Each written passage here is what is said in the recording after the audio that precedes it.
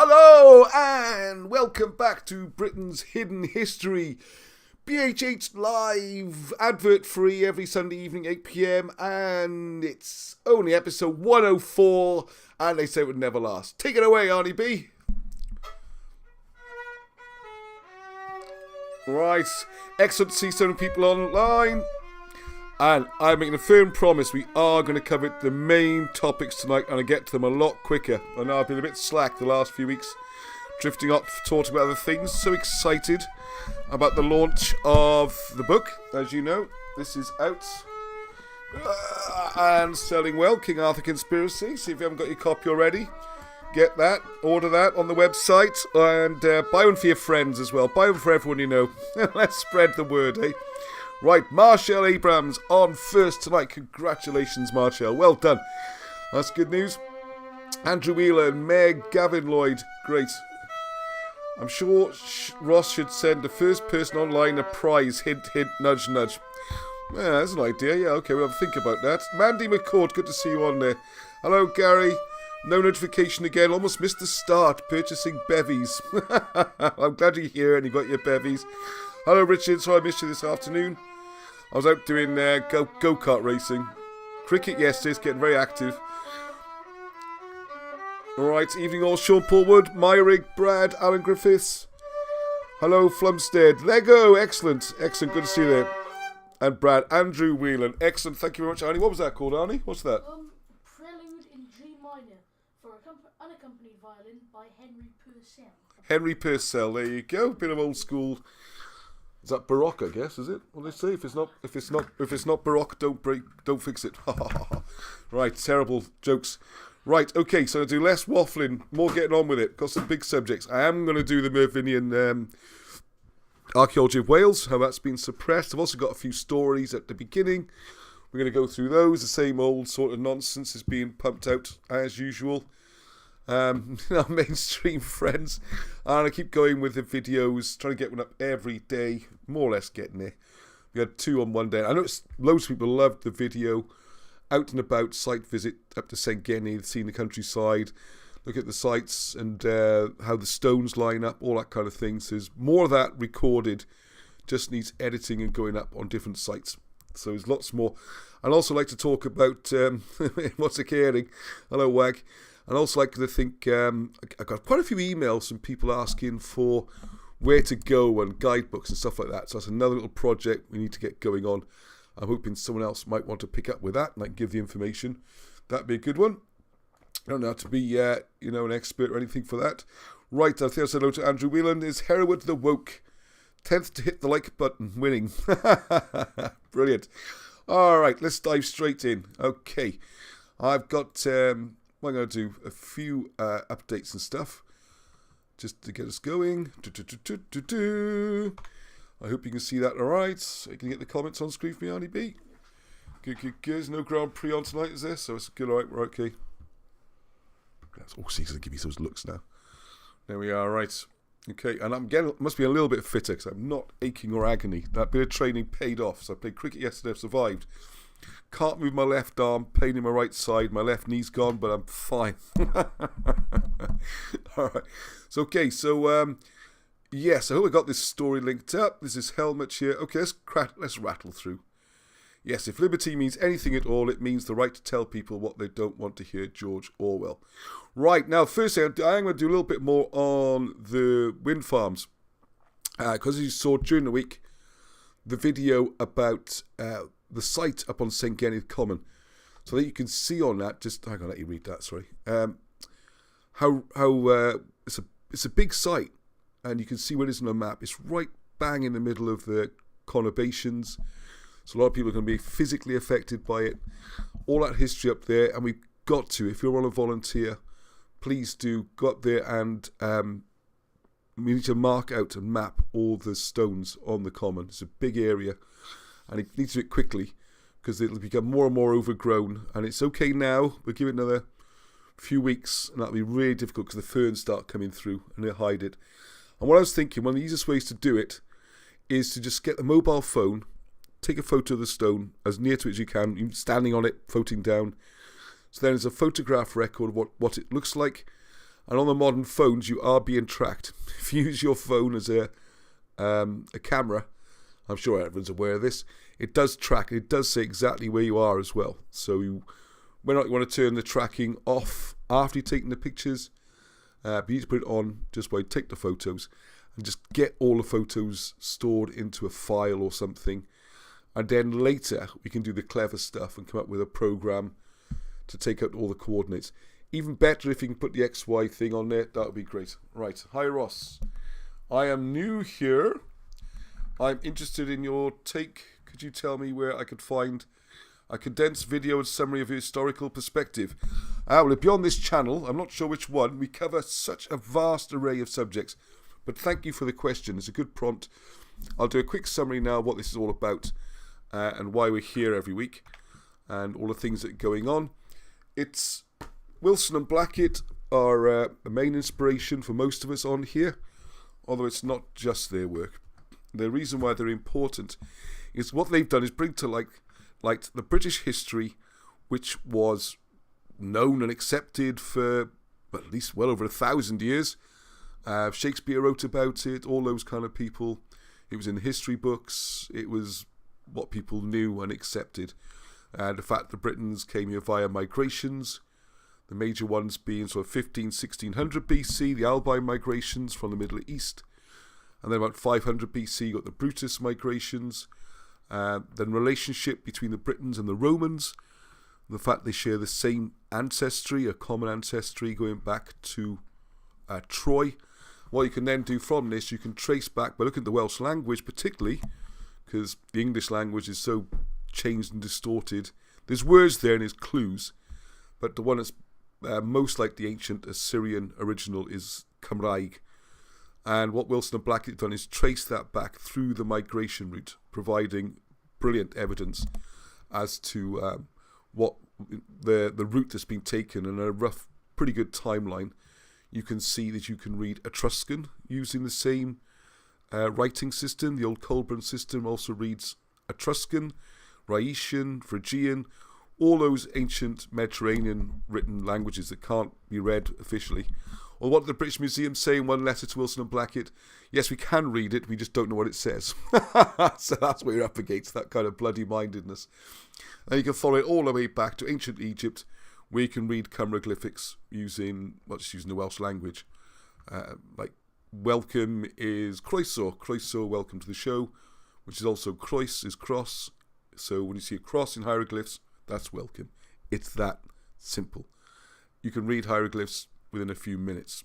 Okay, so that's the sort of going the backwards route, looking at more and more information along that timeline, and then this has been suppressed. In this there's always been rewrites in history, and we look at various rewrites. This evening's going to be a lot more about some of the Renaissance skullduggery that took place, and how an ancient Greek history for Athens was pretty much invented. In fact, more than pretty much invented. It was just invented, it seems. Same as most of Roman history was just cobbled together and invented, starting from, say, the 13th, 14th century, and most of it done in the Renaissance with the banking systems, of course, financing and supporting it. And it's not even that hidden. This information is out there. We're just told not to look at it. And we're fed this sort of narrative about Celts being in Britain when they never were, never in Ireland either. The heroic Anglo-Saxon invasion that actually didn't take place either. There's only a small number of English people are Anglo-Saxon or Germanic. The vast majority are ancient Britain's descent from the old Lloygroes, and then the major groups from that. So that's and then going forwards the other way, from this then takes how Christianity started in Britain round about in the 1st century, before it started in Rome.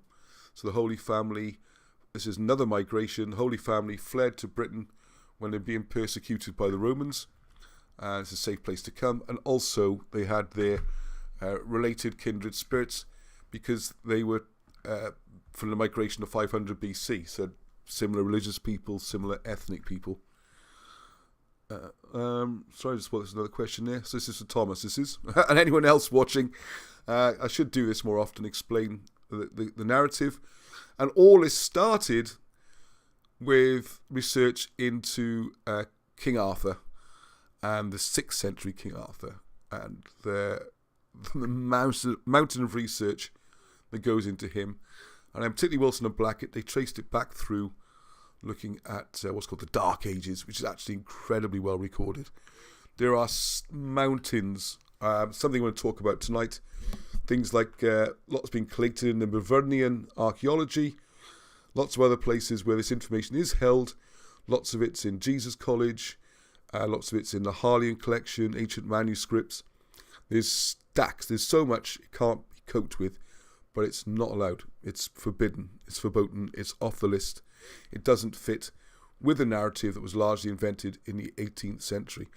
And what's interesting is that Wilson and Blackett, as you'll see with the Myvyrnian Archaiology, they are by far from being the first people to do this. It's just that as time goes by, it becomes more and more forgotten and less people realise. And Wilson and Blackett came along and found British history about to be lost forever. He was clinging on by its fingernails, and they've hauled it back up and given us, as another generation, a chance to see it. But what we have to do, all the books are being suppressed, so they're all being republished.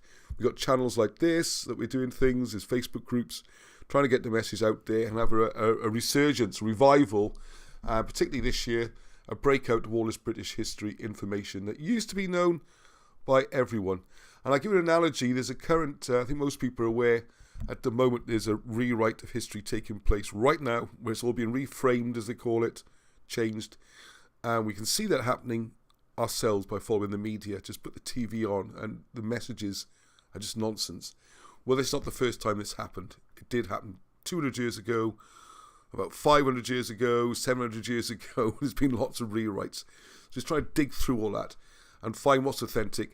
And that includes going to the sites and seeing the physical evidence, which is what should be the starting point, really. What evidence have we got? Let's see where it takes us. As opposed to, here's a narrative, let's find evidence that fits. And if it doesn't, we either hide it or we make it look like it fits. I had a great conversation today with someone who was banging the Anglo-Saxon drum. Actually, we'll come on to that. And talking about things being culturally Saxon. So it's like I drive a Volkswagen car, so I'm culturally German, am I? Or a Big Mac, I'm culturally American. It's a load of nonsense. So that's the kind of thing. I hope that helps.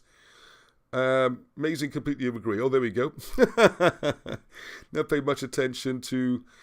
You always looked at Egypt and Phoenicia. I love all this then. Yeah. Lots on Egypt as well. And how to read hieroglyphs. So get on to that. Cumberoglyphics. All right, okay. So here's one. Dr. Stephen Pidgeon. He's on the show, a couple of years ago now. All the COVID restrictions. Travelling has been more difficult. Hopefully he'll come to Britain again soon and we can do some more. So what I'm referring back to, one of the most important archaeological sites is Sengennydd Common, and it's about to be covered in the Windfarm. And there's lots of very important archaeological sites. And I know it's definitely happening in South Wales because that's where I am, and I'm keeping a closer note. You should check your own areas. Lots of places. It's almost as if places are being picked because they're of historical interest, and that's how they're being done. So one of the things here Stephen Pidgeon was saying, it's just... I don't like to talk too much, trying to avoid modern politics, but with the wind farms, it's just to explain they are not saving the planet. These are not good for ecologically. They slaughter the wildlife, the birds, the bats. They need massive roads to get all equipment there. All that's got to be quarried. The blades, the hydrocarbon fibres that need land filling. Another point I didn't realise, Stephen Pidgeon pointed out, they need tons and tons of oil. I think this is the early turbines. I've been doing some research. They're not quite as heavy on their oil now as they used to be. They don't need topping up quite so often, but still it's vast amounts. And also, and this is Bob Morgan was pointing out, this is all stored at the top of the chimney, which is why they blow up so beautifully. If they do catch fire or something, they go up. The main column forms a chimney and an in-draft for the air, all the way at the top. Whoosh, they really are. And wanted to talk about this line I've taken here It's even in the FT, the Financial Times, are talking about the fire risk of these. I mean, everything about them is appalling. And a top tip, if you want to amuse yourselves, write this down or something. If you've got 5 minutes at some point during the week, look up 50 worst wind turbine fails on YouTube. And you see them all spinning and bending and flying through the air and blowing up. It's, whoosh, man. They're not good news, all right? They're going to be right amongst the houses. Oop, sorry there, hang on a second. Sorry, there's a page missing. There's another page to go with that, which explains the amount of rare earth metals and everything that are needed. Now, one of the things we're going to do, I will keep this short because I do want to get onto the history. I know I've been a bit remiss lately, is this document, which I will send to you. If you... I'll zoom in so you can see it better. Bob Morgan's done this because he's the pro, man. He's the brains of the outfit. I'm the mouthy one up front. This is the bloke who really knows his stuff, especially about...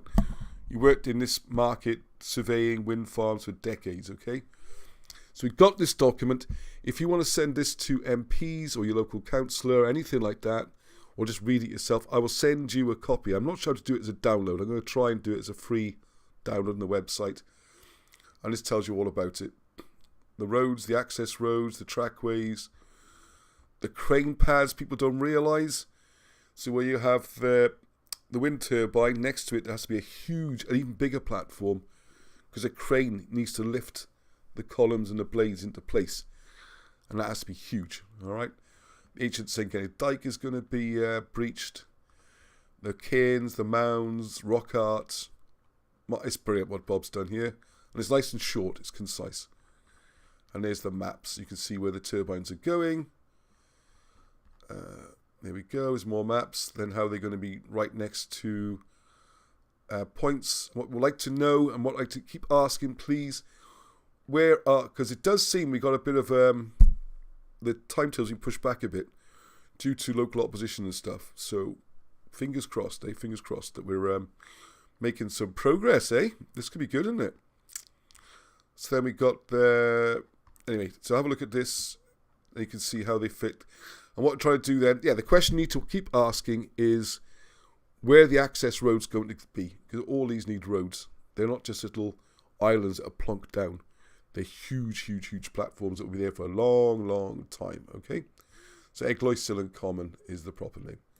It's above St. Kenneth, as you can see there. All right, okay, so I don't want to spend too long on these things.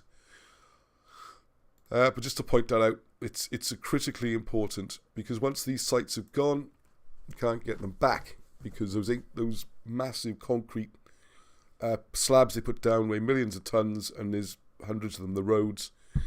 Some of the stones we're looking at and stuff will probably ground up into the hardcore that forms the roads. All right, and they catch fire and they're dangerous and they're bad news. Right, okay, just quick one on Alan, which I jumped through. Yeah, his 19th birthday party. Thank you about Dave Hooper up in Northumberland. He's been helping me find a different location. I thought we'd go somewhere a little bit grander, a bit nicer, have a posh meal. It's going to be Alan's 90th on June the 11th. So even if you can't make it, what I'd like you to do, please, is send me messages, cards, anything like that, and I will forward them all, because they don't have internet, and they're not always great with the mail. I'll do my best. I send them something most weeks, and I want to do a nice package of cards and well wishes and messages, and I'll print them all off, okay? So, right, sorry, what we've got on the... Oil is an endless resource, as is water, Taliesin says. Yeah, and oil is not a carbon... what do they call it? A fossil fuel. It's not fossil fuel. Oil does not come from fossils. It comes from very, very deep, and there's no skeletons down there or bones and things. If they change the narrative, they need to rewrite everything they do wrong. Yeah, I'm afraid we're stuck with this narrative. And you'll see an example tonight. I've been promising it for ages. Right, another thing, just a little thing on there is... So, please send me messages. Thank you. I've already got... there's a few slots left if you want to come to celebration lunch for Alan. A few pints and a nice meal and a chat, and I'm sure Alan will rise to the occasion, and he'd love to meet people. And I would suggest, if you've never met Alan and he's a hero, there's a chance. And also on the screen there you'll see BitChute. It's just got like hardly any views, like 42 views or something. Please at least subscribe. 10 subscribers on the channel, right? Subscribe on that channel. Because if YouTube suddenly decides we're crossing too many red lines that we might not even be aware of, and the channel just goes, boom, it's gone, what are we going to do, eh? Well, it's already going up on BitChute, and we've put them up in other places. So, and you've always got, if you go to the cymroglyphics.com website, there'll be news there to say, you know, where we've had to sort of become refugees or something, okay? All right, so you've started putting them up on there and a couple of other places. All right, so look out for that. Oh, there we are. There's the other bit that was missing. Thank you, Egan Tog Jenkins. He's doing loads of brilliant work on alignments and stuff, things on St. Kenneth Common. I hope we get to see that at some point, see what's going on.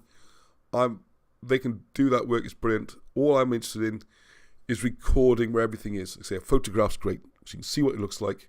And you've got the coordinates in what's called the metadata in your picture. So there's this huge amounts of rare earth minerals used. The whole thing is a scam, all right? It's an absolute scam. And I'll try and put some more links up in the description. Oh yeah, one other thing about the videos. If you just want to say, if you're looking on the playback, as it were, I'm going to try and put chapters in on the bottom of the timeline, so you can be able to see the topics and click on the one, all right? Oh yes, another one here. I said I could speak all night about wind turbines. I'm not going to do that. But I'm going to put this, if you look at this here, go for the Institute for Energyresearch.org. And what you find there is, actually I will show a little bit of this just quickly. Because I've got that queued up, I think. Roman invasions. Good grief. No, all right, I thought I had it lined up. But I am conscious we're not getting to the big stories too well.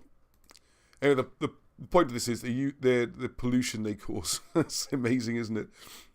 So even if wind curbs CO2 emissions, does CO2 even cause problems anyways? Another question. Each year, in clear violation of federal law, any marginal reduction, and it is marginal, by the time you transport all this stuff halfway around the world to even build them, then you've got to plug them in and put cabling in and substations. Anyway, it comes at the expense of protected bird species, and it's particularly hunting birds because they tend to hover at the right height for the blades, the end of which are going about 400-500 miles an hour and they just get chopped to pieces. And they also, what this looks at, the article, I don't have it to hand, is sorry, you can't see what I'm talking about, the resources that are needed, these rare metals, and the tons and tons and tons and tons of mining. What this article does, it shows the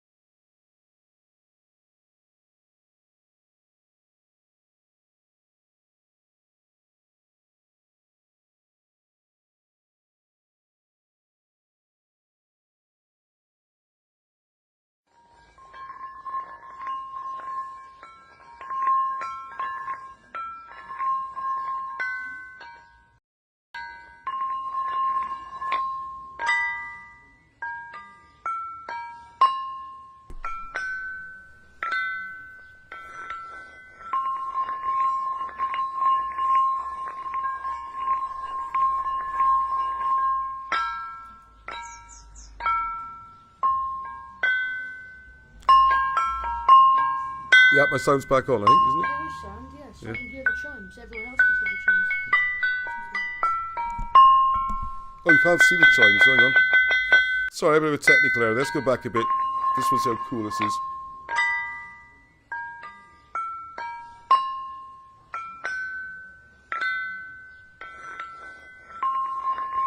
Isn't that amazing? And it's not just, it's cool, which it really is. What it shows is we just have no idea all the secrets that the past holds for us.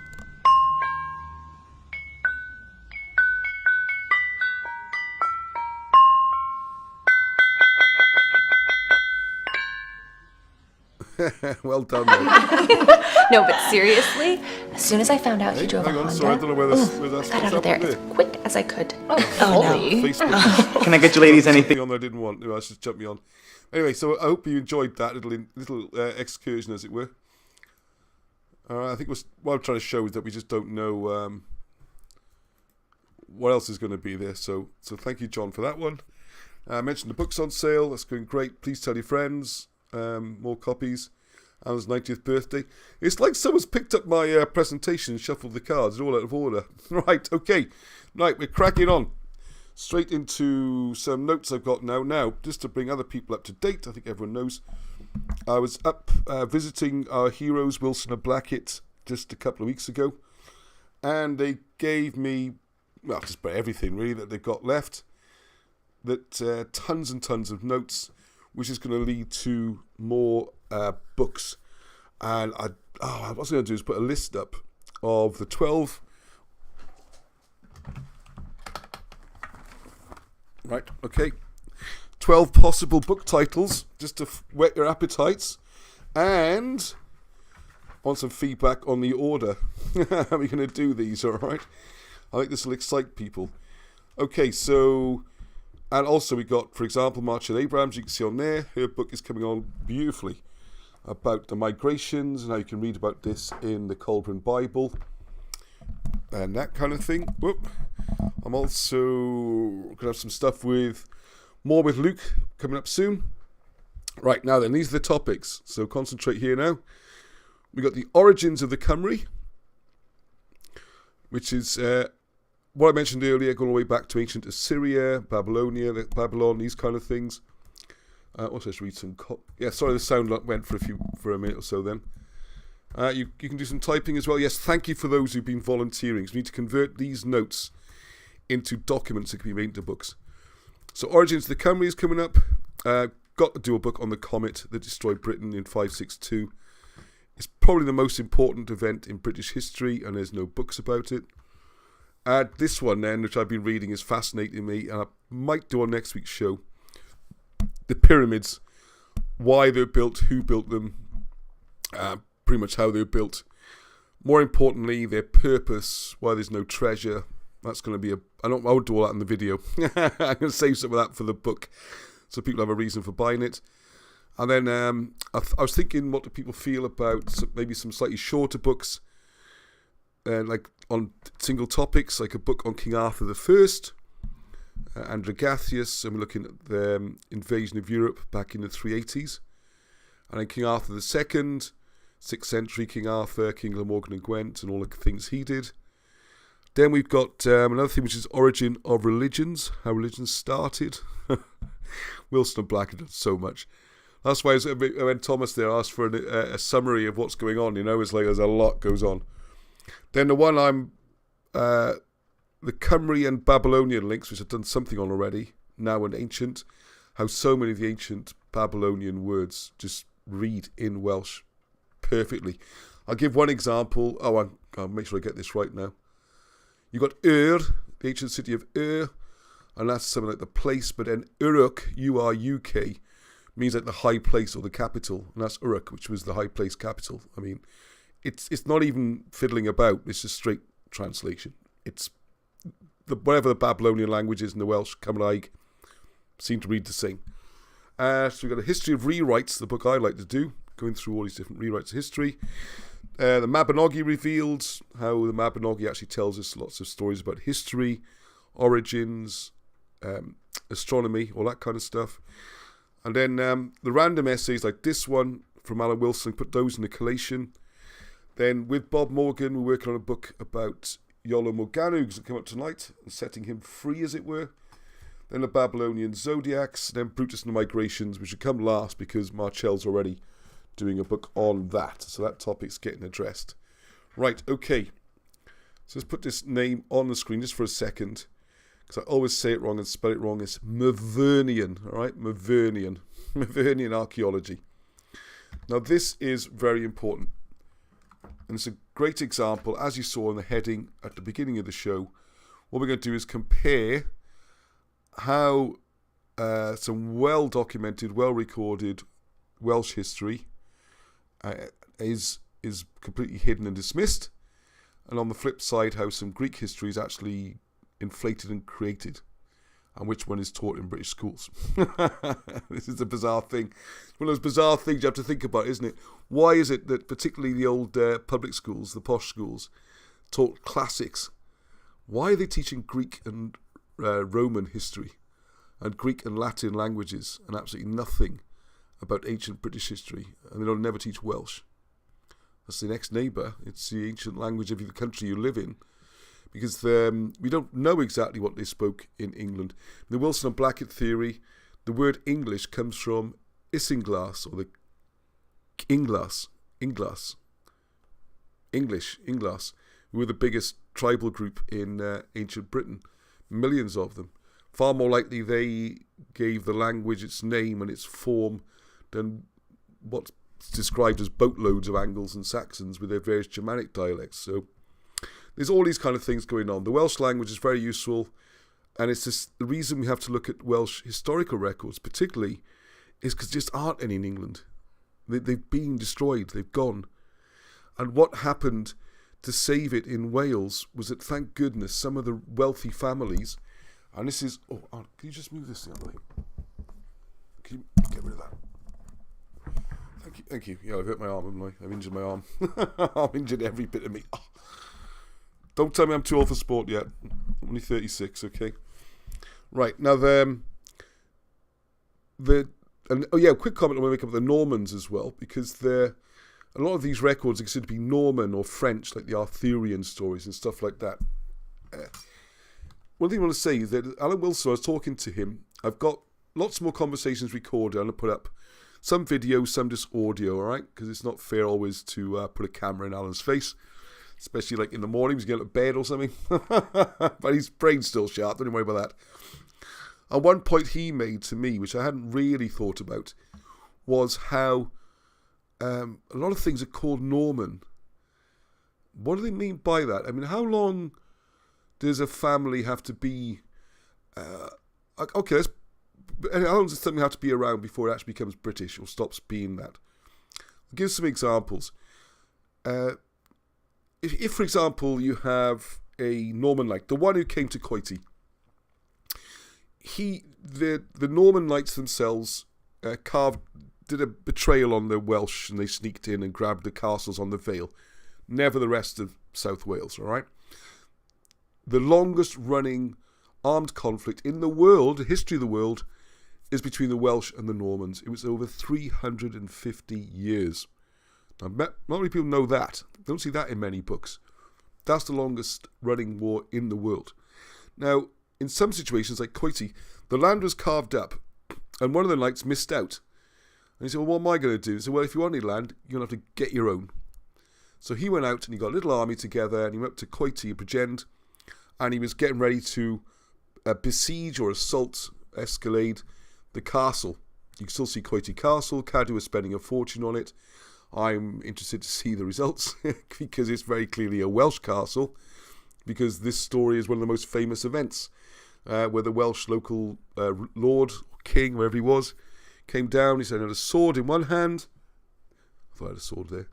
And his daughter's hand in the other. I said, what do you want to do? But you want to fight or do you want to marry me daughter? Right? So he marries the daughter. So it's a curious place because that area of Coity then became very, very strange in terms of ownership, because it was never conquered by the Normans. So Normans couldn't claim it. It was never, but also it had been ceded, it wasn't really Welsh either or British either. It was one of these sort of non-entity independent ones. And for a long time it had tax-exempt status and everything, because it was not part of the Welsh kingdom or the British or the Normans or anything. It was just by accident. So anyway, their children marry into local Welsh children, who marry into Welsh, and their children to Welsh, and their children to Welsh. I mean, at what point, so after, say, 3 generations, you're sort of 1/8 Norman. You know, at what point do they become Welsh as well? And I mention this with the Myvyrnian Archaiology because it's important, because the great families, some of which might have had Norman heritage, even Norman origins, they became the great custodians of Welsh history and British history. And their records are very important.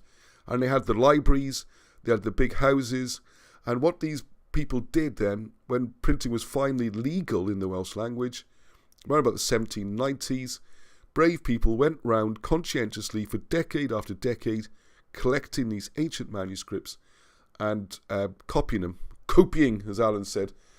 When he said Iolo Morgannwg was a copier, I had no idea what that was for a long time. I think he said copier with his Cardiff accent. So that's where a lot of the records come from. So Alan was interesting because he didn't really have much against the Normans. Obviously a treacherous bunch, the way they got in. If you know the story, they were helping in a local dispute between two Welsh rulers, and they won the battle. They won, and then so everyone was happy, big party. I presume everyone got drunk. So the Welsh ruler, I think it's probably Iestyn, sent his all his troops at home. Well done, boys, we won. Good for us. The Normans sailed away, and then sneakily they turned the ships around and came back, knowing that the castles would be empty. Maybe they even left people inside to open the doors. It's got a certain ring about the Trojan War about it, isn't it? Just the way it was done. They sailed away, troops disband, sneak back in, and they took the castles. So how they're supposed to have captured and built the castles is just one of those mysteries, right? There's one in West Wales where the plaque used to say, I haven't been down for a while to check, see if it's still there. On the one hand, it describes how the Normans captured the castle, and underneath it says how they built the castle. So I'll say, you have these two bunches of blokes. There's one bunch of Normans busily putting the blocks on top of another bunch of Normans are coming to storm the walls, That's so silly it is. Anyway, let's read some of the comments before I crack on too long. Yes, Arnie's giving me a little nudge. There's the things to read. Okay. Yeah, oh no, you're just scratching your arm. Okay, sorry, I thought you were trying to get me.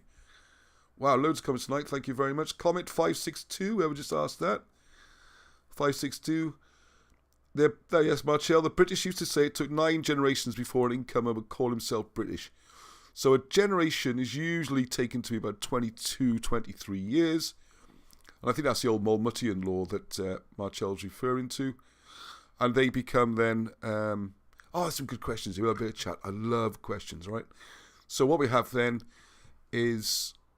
So 9 generations will only be just over 200 years. They'll fight the Normans for over 300. So, I mean, I'd say at what point they stop being Normans and they start becoming Welsh people, as it were. Oh, traditionally, David, that belief became British after 7 generations. Well, there you go. So that's not even 200 years. I mean, it's a lot quicker these days, mate. Let's not get into that. Hang on. Right. I'm glad there's definitive amount to that question. What do we have to do to get one of them to come and investigate our comet? I wonder. Yeah, you become British after 8 pints, says Aldrin. I become very Welsh after about 3 pints. I know that. My Welsh accent comes on strong and I start singing. I'm going to say, I'm still reading those. Right. Oh yeah, one of the things I'm going to mention, I don't know what to do with this information, because Wilson and Blackett have shown where the comet landed and struck in Britain. And it's such a dynamite piece of information. I'm thinking I should keep it until the book on the comet is ready, because it's mind-blowing. It's on the map. It's on the map, let's put it that way, all right? So sorry to tease people. I hate doing that. I love to share things, but we've got to help the book sales. Right, 60. All right, we're talking beer now, okay? Tunguska, yeah, that was a comment there. This is one of the things we'll get into. This is the problem we have with... we'll get to it. Please don't fill up the comments again with flat earth and all this kind of thing. Not I've got anything against it, just there's different places for it. And I've got an appeal out for all those people who know more about flat earth theory than I do. Please can you explain comets and how they work? Send me a message rather than clog up the board. So one thing I can't see explained anywhere in that model, all right? So please don't fill up the comments with it, because it's killing the show a bit. Right, I do distort history on purpose. The rest of the scholars follow like little sheep. Yeah, it's not a massive conspiracy. It's just a few people, really. And we got the book I've got up here somewhere. Oh gosh, I'm getting it now. But Origenes Celtica, which is the Edwin Stubbs. It's about 1860s, 1870s. Most expensive books I've ever bought. Cost me a small fortune from Hay Bookshops. I read them with great interest. You should see the number of notes I've made. I mean, just jammed with notes. and little stickers and all that kind of stuff is brilliant. But as explained in the introduction, and Alan Wilson points out, is pretty much from his imagination. he pretty much invented British history, okay? So what do you say? Well, 562. I've always ascribed the lack of Roman remains in this country to the comet. That's just my speculation. Yeah, I think it's probably because the Romans never came here. But there you go. When we go on to Romans, that's another myth. One of my favourite subjects, if you knew. All right, so I'm going to read you, just going to read straight off, just relax. It's only a short piece written by Wilson and Blackett. It's just going to be me reading, I'm afraid. It's not very picture-friendly. Oh, yeah, I did find something. I remember now. Just going to show quickly his little introduction. Here we go. Just quickly what Wikipedia says. So the Myvyrnian Archaiology is a printed collection of medieval Welsh literature. You see, this is the annoying thing. This includes material starting from the 5th century. See, I've noticed, I don't know if people have, things are coming round slowly. Like even the entries on Wikipedia and stuff, they're not as aggressively saying everything's faked and a forgery. And I'm feeling, I don't know about other people, I'm starting to feel a slight sea change and people becoming more aware of what's going on. So this includes material starting from the 5th century, when Welsh is in the process of becoming distinct from Common Brythonic, and continuing to the works of the 16th century. On the language front, by the way, I don't think this Common Brythonic, I don't know, they are looking for a problem that isn't there. You can go all the way back thousands of years, and the core words and the roots of the words are pretty much the same as not modern Welsh, but Welsh of 100 years ago or 200 years ago. Very little changed. And this idea of branches coming off Brythonic to form Welsh is just ludicrous. Part of the confusion comes from the fact that the Irish Gael language is also very, very, very ancient. This stupid argument you have between Irish, Welsh, English, Scots, who's got the oldest language, is a nonsense argument. It's rubbish. They're all sharing a very, very ancient root. Probably ancient Babylon, ancient Assyria. And you can see where the Welsh and the Irish separated. You can see it in a programme I did a few weeks ago, which is the first Irish or Welsh. And they divide. And over time, we're talking 3,000-4,000 years, according to the histories and chronology. I would think it's probably less, but still, it's a considerable length of time. The languages have slowly become further apart and more difficult for them to understand each other. Where you can see breakaway languages is, for example, the British invaded Western Europe, sort of area of what we call Brittany, the Bretons, where the Britons went in the 3rd century, and then the big invasion in the 380s. And that's when you get Arthur the First, and you get Magnus Maximus, and all that kind of thing. Oh no, I've hit the power cable on Arnie's thing. Oh, we've got to sort that out. So I can't see the comments for a minute. And there's loads of good comments I want to read. So that, you can see there, Breton, that has come away from Welsh. And you can see they're still mutually intelligible. Although they were last few generations ago. Because what's happened to Welsh language has been quite dramatic over the last couple of generations.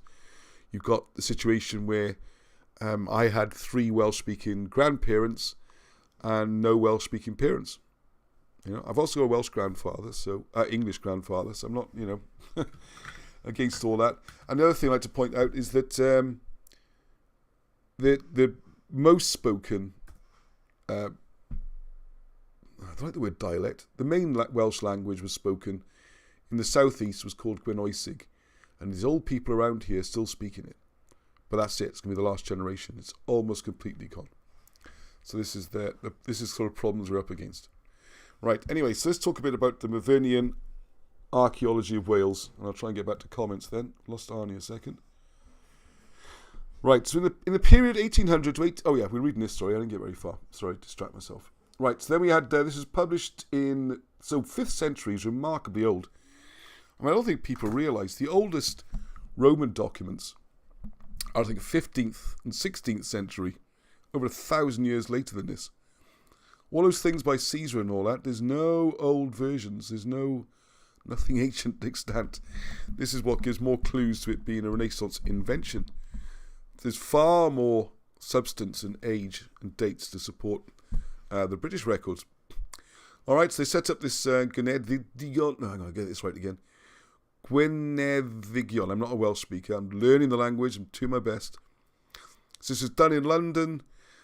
Revived in 1978. Didn't realise that. They had these meetings. They'd meet up and they'd discuss Welsh history, how they're going to save it, where they're going to get the documents from. And what they did then, they hired people like Edward Williams, William Owen Pugh, Owen Jones. They were top. Sorry, Owen Jones was the academic and quite wealthy, it seems, because he financed this. William Owen Pugh. He did, Welsh and English Dictionary. Got a copy of that here I use. I've got Owen Jones. Owen Myvyr. He seemed to have some money as well. Then poor old Iolo is much maligned as a fraud. Although you might have fraud. See, it's changed, you see. Can I... Hang on, I don't know if you're seeing this. I hope you're seeing this. Sorry, we've got Iolo. Oh, yes, I managed to do it without it dropping off. But it emerged after his death that he had forged several manuscripts. You see, he's become several. He's not just a forger anymore. They're having to backpedal because what's happening, more and more stuff is turning up that predates these people. So if they forged it around about 1800, how on earth is there copies going back hundreds of years before them? It's impossible, isn't it? Anyway, so this is the person. This is, I would say, he's top of Alan Wilson's list of Welsh traitors, this J.G. Evans. And those people got King Arthur Conspiracy, Volume 1. A lot of what I'm referring to is in there, explaining how the history was stitched up. This guy was, hang on, that's what Wiki says about him. He was a disaster. He sold out Welsh history, really. So he began to take, hang on a second, let's look. Born at Llanybydder in Carmarthenshire. He's going to be a grocer. And then he became in theology. Oh, he's Unitarian. Oh, okay. He began to take an interest in ancient Welsh manuscripts, set up his own printing press in Pwllheli to copies of the ancient writing. But then he moved to England, and if you go through it, he became very famous towards the end. Try a second. Anyway, you can read this yourself. I don't want to spend too long on it. But what he did then, he started to make everything... There we are. There we go. He started to translate stuff into mystical poems. The books were issued during the First World War, and then he got criticised, therefore damaged his standing in Wales. This is a different version of events on here. But if you read through Volume 1, you can see how he was regularly just pulling the rug. He had this idea that there was no history in South East Wales, and this is the problem. He couldn't have it that even though this is the most populous area, it's where the modern capital is, it's where the people live, it's where the industry is. Everything had to come from North or West Wales. He's a very strange man, and unfortunately he's caused a lot of problems. Alright, okay, anyways, let's see what Alan Wilson has to say about this. So, in the period of 1800 to 1806, three of the most eminent Cymric Welsh scholars of that time combined to publish a number of hitherto unprinted ancient Cymric manuscripts. Up to this time, the vast, mouldering collections had lain scattered through private libraries, and in many cases in the hands of individuals, both rich and poor, distinguished and humble. Owen Jones, William Owen Pugh and Edward Williams, confirmed by Wikipedia, brought together a large collection of ancient historical poetry. Now this is very interesting. A number of Cymric histories and a large number of triads. They also published examples and explanations of ancient British music. The ambition was to make known the vast accumulation of ancient Cymric writings by introducing this mighty selection to the outside Wales in one volume, the Myvyrnian Archaiology of Wales. So anyone wishing to understand the remarkable isolation of the enormous volume of ancient Cymric writings needs to read the introductory statement, which is what we're going to go through tonight, Myvyrnian Archaiology of Wales, where the three publishers set out the quite extraordinary difficulties very clearly. Astonishing as it may seem, the English were not even aware of the existence of these multitudes of British historical sources. The Welsh, for their part, had adopted a policy generally of concealing their ancient writings, a direct result of a fear that these relics would be destroyed, as many were, quite deliberately and intentionally. A very real probability, as events later showed, as the publishers state. And I love this quote. I should have put this on the screen. So I'm sure I didn't do that. Quotes. In every other nation of Europe, such venerable monuments of ancestral celebrity, in the possession of ancient and opulent families, would have been long ago produced to the world with a degree of exaltation that would have been very laudable, but it has not been so in Wales. The other small nations of Europe were not, however, annexed and dominated by England. The problem was not, however, solved by publishing ancient Cymric texts, for in order to avoid accusations of editing or scholastic revision, i.e. forging and cheating, and so on, the old texts were published as they were in unaltered Cymric. So a lot of the documents are in old archaic Welsh. This, of course, still made them inaccessible to English-speaking readers. So you can't win. If you translate them, you're accused of forging the translations. If you don't translate them, none of the academics can read Welsh and understand them anyway, okay? Matters are not helped by the London government's deliberate policies aimed at obliterating the Irish and Scots Gaelic.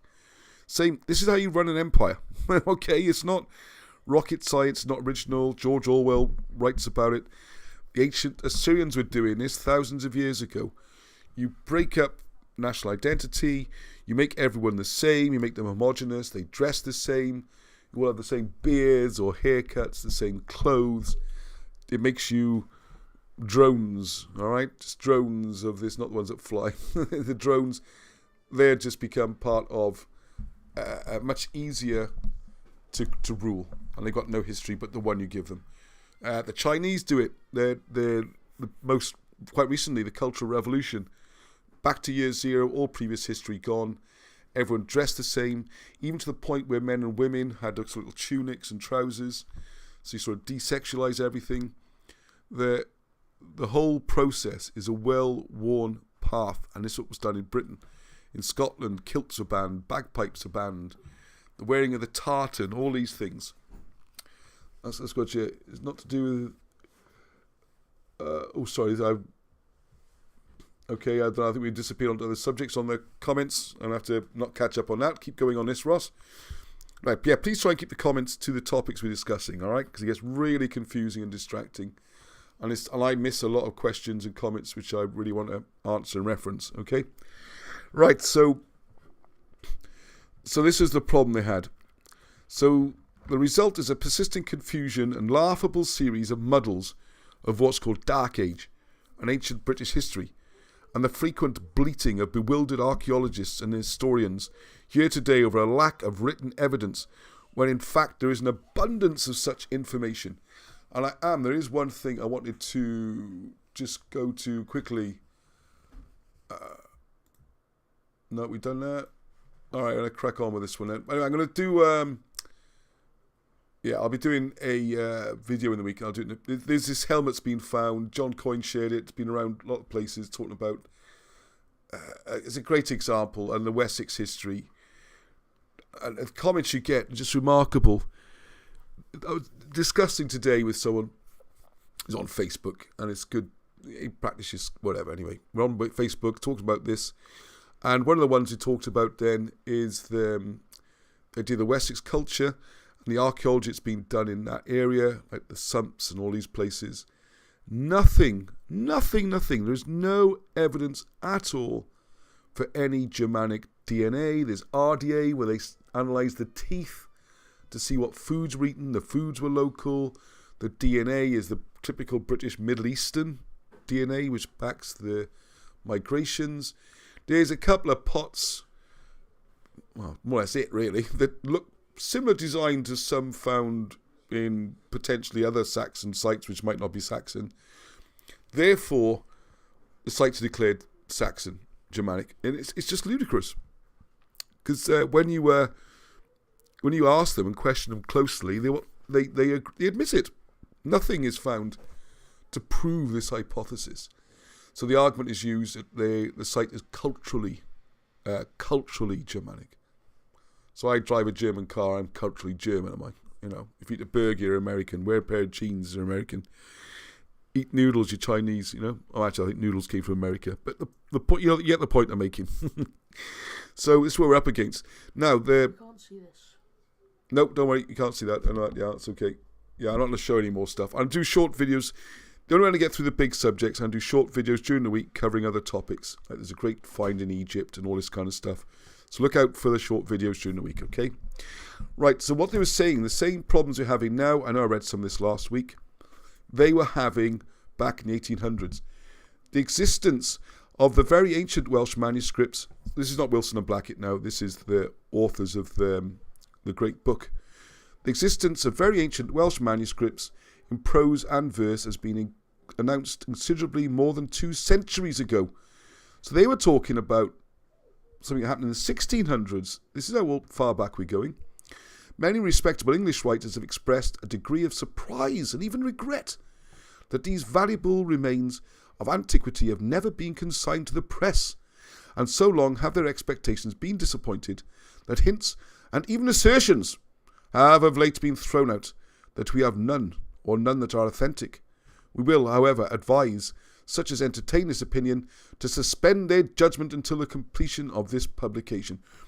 Now, the one big project I say that has it gone off again? Nudge the power thing with your foot. Eh? No, it's probably the. Actually, it might be where you just jammed your feet in there. Check it where it plugs into this bit there. Oh, sorry, I'm in a bit of trouble with the notebook. Hang on, I should be able to watch on here, actually, thinking about it. I should be able to get comments from here, hopefully. Hey, that's better. Here we go, I can read the comments. Oh, right. Wow, loads of comments. Oh, my goodness, I'm miles behind. All right, I'm catching up again with comments. If you commented in the last 10 minutes, I couldn't see them. I'll try and get back to them. Shmai from sunny Norfolk. Okay. Greetings from Penabont. Right, okay, so what do you have? A situation, we got some of these documents. And so, for example, right, so on the Reformation, this is how far back this problem's been going on. You and me, all the people, we're trying to do this project and bring this back to life. It's not a new struggle. They're struggling in the 1560s to get this recognised, okay? So anyway, on the Reformation, right, so about the time when Wales was incorporated with England, so I'm guessing that's going to be, 15th century, and that's when all the laws were brought in that Welsh language couldn't be used in offices of state. Please look at the Treachery of the Blue Books playlist. There's all in there about it, and hardly anyone's watched that series, which is very disappointing. We did a lot of work, and it shows how difficult it was for them to run the British Empire, how the suppression, they were determined to destroy the Welsh language. Anything that made them different to the English was absolutely forbidden, and clamped down on in the most brutal of ways to try and get everyone just to become British citizens. Or, well, even the term British wasn't around by then, because that's an old ancient Britain. That goes back to Brutus. When they said British, they meant the new Britain that they were forming. They just took the old clothes and put their wolf in them. So about the time when Wales was incorporated with England, government seems to have entertained an idea that it was not safe or politic to suffer the Welsh language to live. The use of it was discouraged, and all that could decently and with saving appearance be done was attempted to suppress and annihilate it. On the Reformation, the Welsh expressed a wish to have the Bible in their own language, and in 1563, an Act of Parliament enacted that before the 1st of March 1566, little more than 2 years, the scriptures of the Old and New Testament should be translated, printed, and ready for use in the churches of Wales. Listen to this. But, towards effecting this, i.e. making it happen, not a single farthing was ever allowed by Parliament or any otherwise by government. The Bible was translated and well translated, was printed and brought into use, but not at the expense of the government, which had given profuse encouragements to the English translators of it. They were a few pious and patriotic individuals who did the Welsh this great service. Their names are known and will with high veneration be known as long as the Welsh language lives, which will be, we presume, as long as the island of Britain exists. I keep going to say we'll just move on, but the next sentence always. Why Welsh Bibles were taken out of churches and burnt, as we have it recorded, and English ones ordered to be used in the room of them, cannot now be well known. We trust that, however hostile the politics of this country were once towards our language, they have so far ceased to be so, as it has become absolutely indifferent about the matter. This is the same. They were falling for the same trick and game as played now. The full-on frontal assault, the beating of children for speaking the wrong language, they're making it illegal to, well, not illegal, well, yeah, you couldn't be an official if you spoke Welsh, you couldn't be a lawyer, you couldn't be a clerk, you couldn't have a government position, extremely limited unless you spoke English. So that was the head-on approach, which wasn't very effective. It's a bit like bombing campaigns, or sieges and things. As Winston Churchill discovered in World War II, when he went to visit the East End and Coventry, the more you hammer at people, you don't beat them into submission, you harden their resolve and make them fight back stronger. So like when Churchill went round to see Coventry, which had been flattened, everyone's there with a little Union Jack saying, go on, Winnie, give them hell. Same in the East End of London. No one was complaining and saying, oh, let's surrender, we're getting bombed. Same as when they're full-on assault. And this is how it's been done differently now. Instead of attacking the language full front on, as they talked about 200 years ago, there's a feigned indifference. And what's happened in Wales is happening right now, and I think it's been happening with the English language. It's already been done. I'm tracing this back. Is the language has changed subtly. So we've got schools now. We've got bilingual signs all being fought for by the people. But when they actually arrive, I know from the old people here, the Welsh taught in the school is not the same Welsh as they spoke or still speak to each other. They speak one language to themselves, another to their grandchildren. So this is happening now. Same with the language on the BBC. They call it BBC Welsh. It's not what people were speaking. And that Gwynogren Evans was part of this process. All right, so sorry, the comments aren't scrolling for some reason. Oh, right, even the best smartphone tracking apps are 8 plus or 8 meters accurate. Take a friend, average out the difference. Oh, that's about the plotting. Yeah, thank you for that. If you know more about it, Dave, please let us know. Plotting spaces. My goodness, sorry, I'm miles behind this computer. Right, okay, so that's the situation we're on now. Alright, okay, like Turtle, last warning, no more flat earth stuff on the comments. I'm going to have to be hard on it now, because it's really clogging up the chat, and it's not appreciated, okay? There's plenty of places to discuss that. This isn't one of them. Okay? That's it. I don't want any more flat earth discussion on here, alright? Okay? And Thomas as well, yeah, okay, everyone, just leave it there now, alright?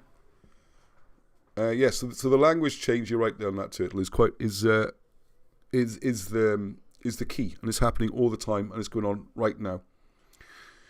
So the printing of our ancient manuscripts has long been anxiously but desperately wished for, and many persons of learning and every other necessary qualification have at various times appeared in Wales. Attempts were made by them to bring these manuscripts out of their long and deep seclusions, but without any success. How far the absurd politics that would, had it been known now, how, have laid violent hands on the Welsh language, had succeeded in engaging the first and leading families of the Principality to act on such an idea, admits of no proof now beyond that of a strong presumption. And if a few exemptions existed, which we will not deny, they were not numerous or powerful enough to give energy and effect to such an undertaking. Many collections of Welsh manuscripts were formed since the reign of Elizabeth by curious persons with a view of their preservation. There's a list of people who made a real effort going right back to the 1500s to collect the ancient documents. So it's very bizarre this is supposed to be an 1800 forgery. And what's even more bizarre, and I notice a similar theme recurring here, they're talking about what happened 200 years before and going through the trouble, and then Wilson and Blackett have had exactly the same problems. They get accused of making all this stuff up and forging things and faking things and changing evidence. All those accusations, you must have seen them. The same as they went after Iolo Morgannwg, called him a drug addict and all these things. One of the things, there we are, just to break things up a little bit, is one of the stories here, Alan Wilson points out the obvious sometimes. That's one of the definitions of genius, is someone who points out the absolutely obvious that no one else has seen. One of these is one of the main accusations against Iolo, Mr. Williams, were that after his family went to bed, he would go and get off his head on, what was it, sort of taking cocaine or something, I don't know, with laudanum maybe. I think it was cocaine he was accused of taking. And then, so he's off on his drugs, and in the other night he would then, amazingly, forge all this medieval stuff. In ancient poems are the ones that get most criticism. Not so much the history, actually. Something to look at.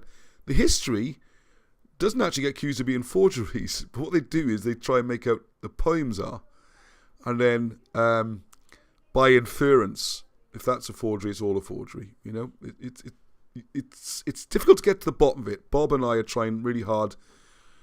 Who started this idea that it was a forgery? Who went after Iolo? Anyway, the funny stories and say, so after his family all gone to bed, he would then start forging his old documents.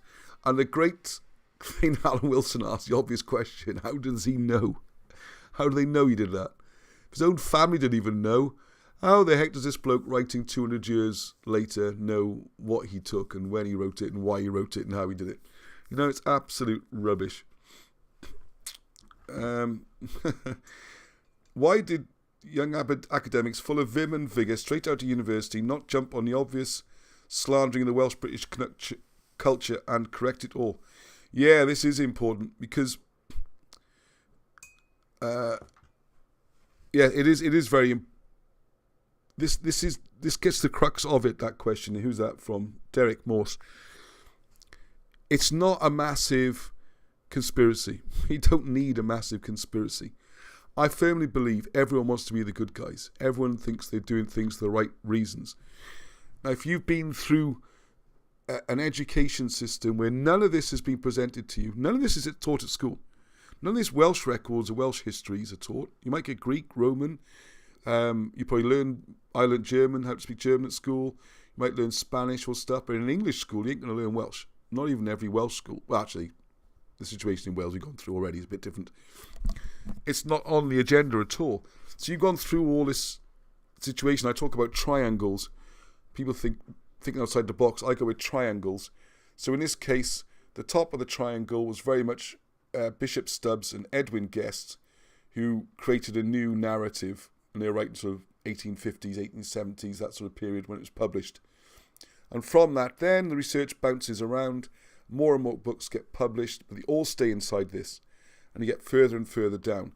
So now, 200 years later, you can be a full-time academic, and all you do for your whole life is study the books that have been written since then. You don't go outside, and you don't go before the point. You can't go beyond because there's nothing there. Look, you're only allowed inside this area. You don't go back to the ancient documents. You go back to translations of ancient documents. Like that Gnogran Evans, when he says this document says this, a lazy academic isn't going to go and find the ancient one and retranslate it word for word for word for word. They're going to go with the translation and make a new argument and stick another new book which refers to that one, that one, that one, and that one. But it all comes from one book. Same with reading hieroglyphs. Champollion had his dream when he's 11 years old, and from that a whole massive subject. And because 200 years of clutter and rubbish has just been piled into this stupid vault, it's got deeper and deeper and deeper with junk, no one can be bothered to actually tidy it all out. They just sit on the top and talk about other things. And so the volume is too low. I'm missing your words. I'm sorry. I think that's got to be your end, mate. I'm not sure I can do anything about that. So what's happening here? That's what I will do is put this a bit nearer. Hang on. All right, put that a bit near to my mouth. See if that helps. Sorry about that. Used to have a little light on it, but the light's disappeared.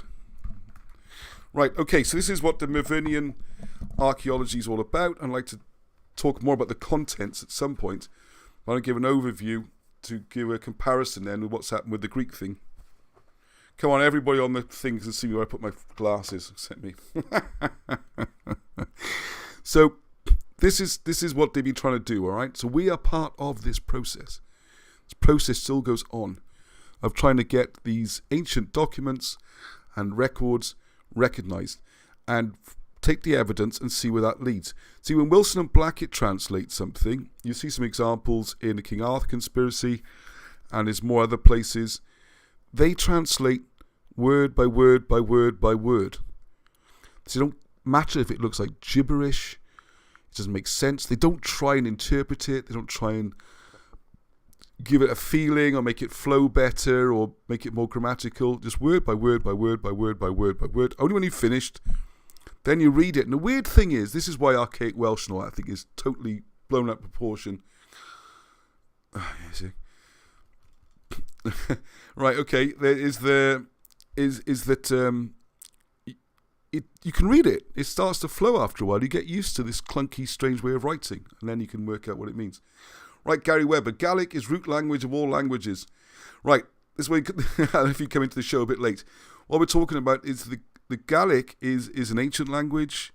Cymraeg, Welsh, is an ancient language. Sanskrit is an ancient language, and they can be traced back to the ancient roots in ancient Babylon. So it's a false argument to argue which one's older. All you can really talk about is which one has gone through the most changes, which one is the most like the original. It's a pointless argument. And what you can do is you will see similarities in all languages, but the roots, and that seems to be Cymraeg is the nearest to roots because you can directly read things like hieroglyphs and ancient Babylonian names and stuff like that. So it's probably the least change. That's what Bunsen and the linguists of the 1840s came to conclusion. I mean, this was totally unacceptable in English academia. They poo-pooed it and hid it for 40, 50 years.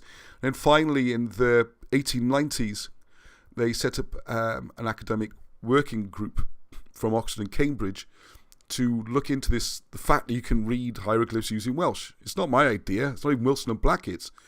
It's been known about since the 1790s at least, and earlier than that. It's what they do is practically take it and just try it out, and yeah, it just works. It just works beautifully. It's easy as a written language. So anyway, that working group in the 1890s prevaricated for the next 20 years, and what the heck they were doing. It takes you 5 minutes to learn how to read hieroglyphs. And then World War I came along, 1914, all got forgotten, and it's pushed into the myths and legends and poo-pooed. Right, so do you have a handy list of the most important books to read in this subject? Go to cymroglyphics.com and read some of the Wilson and Blackett books. It's probably the best. Right, Sally Essin, the Sphinx was carved made during the zodiacal age of the precession of the equinoxes. Yeah, I'm not so sure about that. In Leo. There are a few possible problems with that. Michael Tomblin was telling me the other day that it might be a dog, not a lion anyway. It might be nothing to do with Leo. But I'd also say you need to allow for the fact that the Earth, whether it's been moved around or the celestial thing has been moved around, but something's moved around, and the alignments can't be taken too literally because of the jolts and changes we've had over time. Inebriated babies sleep better, perhaps. What's this? Sleep like a baby. The English even try and hide that King Arthur was Welsh, yes. Right, okay, alright, so sorry, anyway, so I need to go on to the Greek thing as well. I was going to get pushed off again. Anyway, so much, it's a massive book. What I want to make, though, we've got Welsh universities now. What are they doing? What are they doing? As far as I'm aware, maybe someone could correct me on the comments, there is still no translation of the Myvyrnian Archaiology. It's written in 200-year-old style Welsh, a lot of it because it is exact copies of the original. Hasn't even been translated into a more modern, easier to digest form of Welsh. Surely, someone out there, this should be top of the list. This is the compilation of ancient Welsh knowledge. It's not just poems, it's history, philosophy, all the arts, the origins of people. It's massive. And as far as I'm aware, you can't see an English copy. It's only available in the Welsh that was written. This introduction seems to be the only part in English as far as I'm aware. So those who may take some pains to acquire proper knowledge of our language will be convinced of its rich copiousness.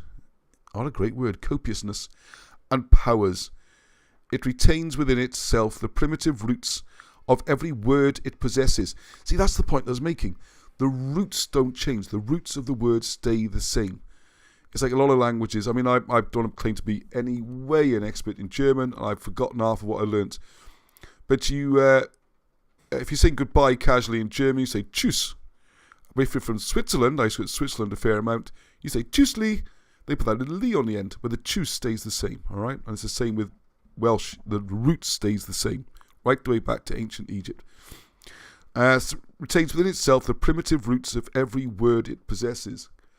And those, for aught we can discover to the contrary, in their primeval acceptations. These roots are so aptly associate in easy and elegant compounds that they are not under the necessity of borrowing a single term in any art or science from other languages, ancient or modern. And they can give plenty of demonstrations of this, it's getting difficult to read. Caswallan and Cassavellanius, Canvelin, Canablinus, Caradoc. They've shown that these are all titles. Now you can work out exactly what they mean. So which proves to a demonstration that our language has altered with very little or nothing, and equally demonstrates that it was formed long before the Roman invasion. So you've been banging on about this for 200 years. Think we're going to get somewhere this time? I think so. I think this is the breakout year. I think it has to. There's just the overwhelming evidence. It appears to have got, as long as we can connect through the internet. It appears to have at that time attained to a stability which secured it against all the storms that, though almost 2,000 years have assailed it, this accounts for it having escaped with life, when all the languages of the ancient Roman Empire died in its fall, even the Latin itself. Now, the Latin, that's another discussion I have to put up, which I had with Alan Wilson, because I thought I was coming up with some crazy mad things, which quite often you find out Alan Wilson thought of it 30 years ago, and that is that Latin was never actually a spoken, living, organic language. It was an invented language. And Alan Wilson explains why they invented it. I just want to say it now. What's the point of holding back? As he explains, the problem was, if you have got this empire, Alan's very conservative, by the way, on history. I'm far more out there looking at different theories. Alan follows written sources and written history. He's very conservative, actually. He's just frustrated that certain parts get left out. And what he explains there is, if you have this empire, how do the different rulers communicate to each other? If we're trying to do a treaty or an agreement, it's no good me sending you a letter in Welsh if you can't read Welsh. Or you send a letter back in French or Romanian or Portuguese or some little dialect in some little place. Even within Italy, look at all the different languages in Italy, right up to modern times. It's only been united countries since Garibaldi. What was it, 1870s or something? It's not that old, Italy.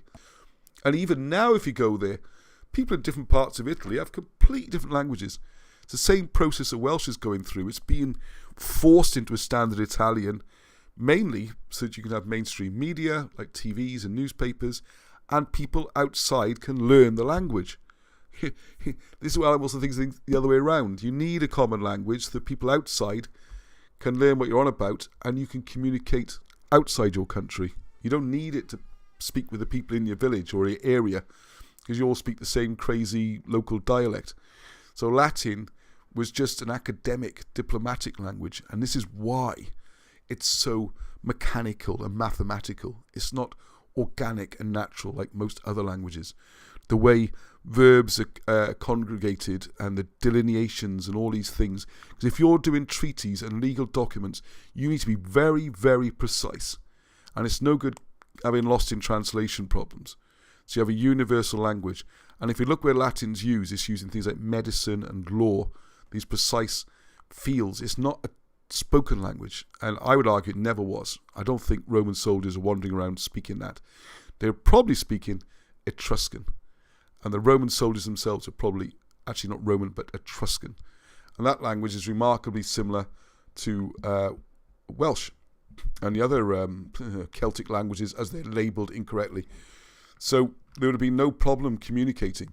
So, for example, one of the great questions is when Caradoc was captured in chains taken to Rome after being betrayed, and he stands in front of Claudius and the Senate, he makes this amazing speech convincing them how wonderful it was and he should set him free. Maybe he spoke Welsh. I doubt very much that it was in Latin. I don't think anything was in Latin. I'm not even sure how old Latin is. It's a kind of constructed language. And the reason why, reverse logic again, the reason why you see Latin appearing in so many different languages is precisely that, because it was a sort of Esperanto type language. And that's how it was done. Right, Taliesin, man. No more flat earth. Last warning. Aren't any more flat earth comments, they just get silenced off the channel. All right, simple as that. I'm not arguing flat earth here. Okay, gone. You can silence that one next time, okay? And like I say, whichever model you want to use to explain these things, you can do it. But there's a comet, there's a big part of history, and I'm genuinely asking a curious question: how does the flat earth explain the comet? That's it, okay? And you can send me my message about it if you want to. Right, Latin, right, Gary Webber, my understanding is Latin was Rome's Hebrew to hide knowledge its priests. So Irish will understand that Hebrew is Gaelic. So Latin invented to hide British as Holy Land, Tara, Tartan, Grand Tartara. Yeah, that was a Tartarian thing, I'm not so convinced about that. Most important thing to know in any language, excuse me, where's the bathroom? Well, the first thing I learned in a foreign language, like in Spanish, Arnie's learning Spanish, like the first thing I learned is dos cerveza, por favor. Or zwei Bieren bitte. 2 pints, please, 2 beers. It's the first thing you need to know, really. Doi guru osquelcuna. Right, okay. Let's crack on for this one. The whole Tartarian thing is a different discussion, which I would like to get onto at some point.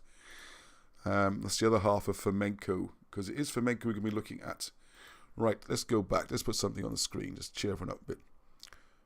If I remember to press the right buttons. Right, okay. So keep looking for those comments, Anne. Okay. Right, and just to throw this in there, you might not have seen it. I don't know why I just happened to hear about this. But if you do wake up at 4:30 tomorrow morning, we can see anything through the clouds, which I doubt, because I can see all those stripy things in the sky in the controversial area I can't talk about without getting shut down. So please don't comment too much about it. I think you know what I mean. But let's say we had a blue sky this morning and a very grey sky this afternoon and evening. So you might not be able to see anything, which would be a real shame, because this is going to be a giant eclipse. And please don't start the flat earth discussion again. This is one of those interesting situations which I think is very difficult to explain with a ball model, and please don't call it my ball model. All right.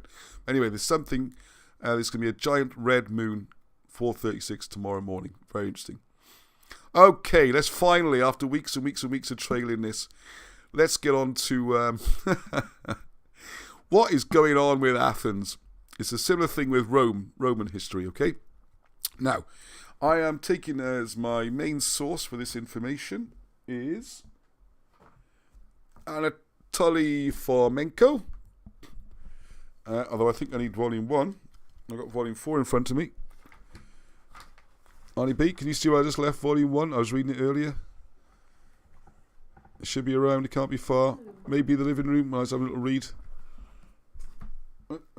Alright, anyway, it's in my head anyway, it doesn't matter, but I just want to show you the reference. That's how I got through my exams. I'm lucky, I got a good brain for just cramming information and bringing it back out again.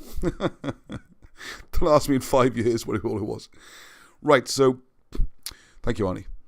Right, so the overall premise, can we see that? Okay, yeah, you can see that. This is a picture of the Parthenon. I think you recognise that. And what's interesting about this picture is that the whole area is cleared. And the curious thing, if you go back through history, there's massive gaps, right? There's no, for some reason, like between the 5th and 10th centuries on the Scaligerian chronology, there is no, Greece almost disappears. And when we're talking Greek history, primarily we're talking about Athenian history. So what happens to Greece in medieval times? It just disappears. There's no Greece there. It gets hardly any mentions, okay? There's also a long period of Byzantine occupation. Oh, something I was meant to do before we started. I'll try and talk while doing this. Multitasking. Is that... let's get that on screen. Right, sorry, I was going to show just quickly. I'm just going to take a gamble here because I haven't looked at this in front. So this is going to be just on the spot. Looking at Athens, it just disappears from the history. All right. So we look from here. We got obviously this wonderful ancient stuff. I don't want to read all this. Ancient Macedon, antiquity. The city was sacked. And then there we are. I hadn't looked at this in advance. All right. I'm just going by what they say and my own knowledge. Right. So what they're saying is the Parthenon and other temples were converted into churches. What Fomenko and that's arguing is the exact opposite, that these were churches presented as being ancient buildings.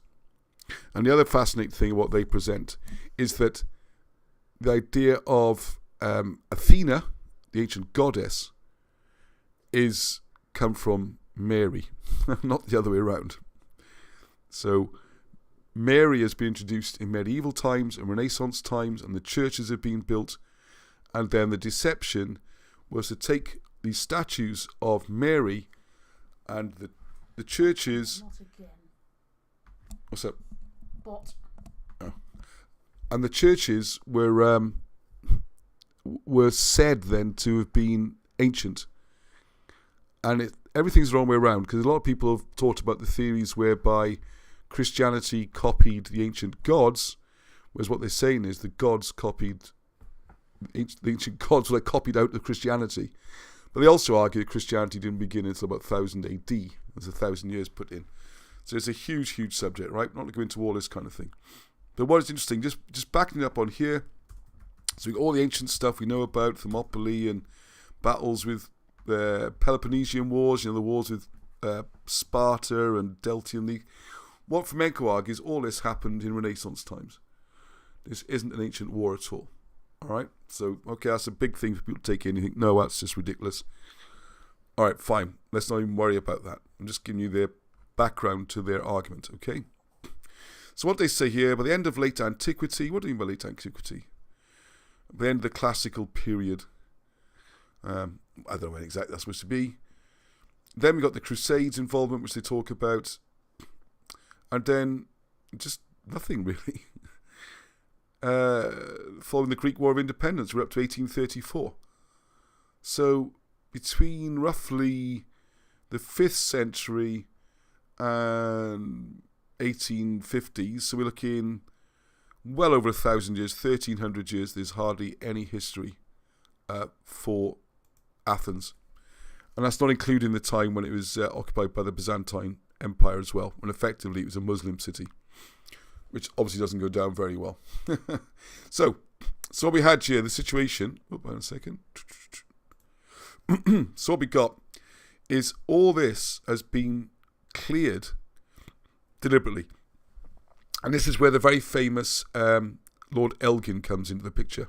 Because everyone talks about Elgin marbles and the ancient stuff that he looted and brought back to, I think it's British Museum, most of it's in.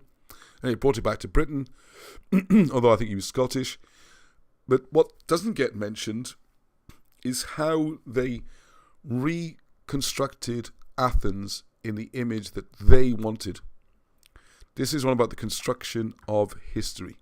They had an idea, an ideology, conditioned from a young age. As I was saying earlier, if you've gone through the whole education system, you've never seen this before, or know any alternative history, you think you're doing the right thing. So I didn't quite finish the point earlier.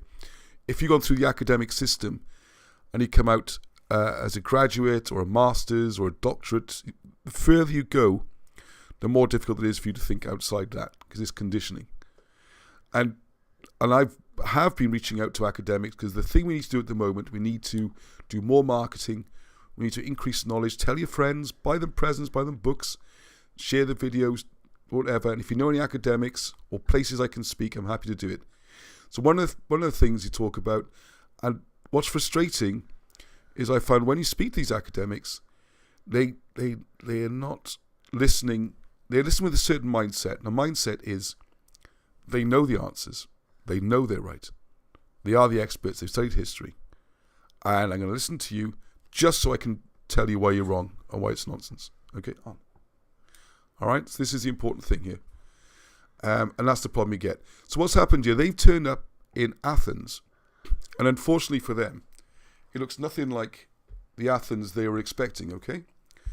It's, for one, it's full of Islamic towers.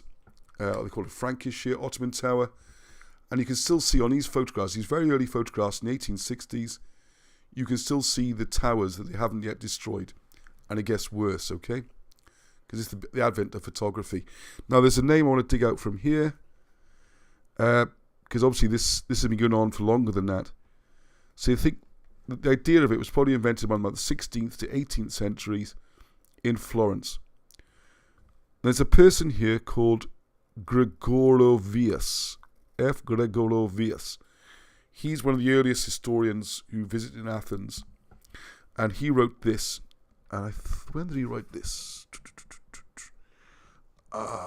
Goodness, I think it's medieval times he wrote this.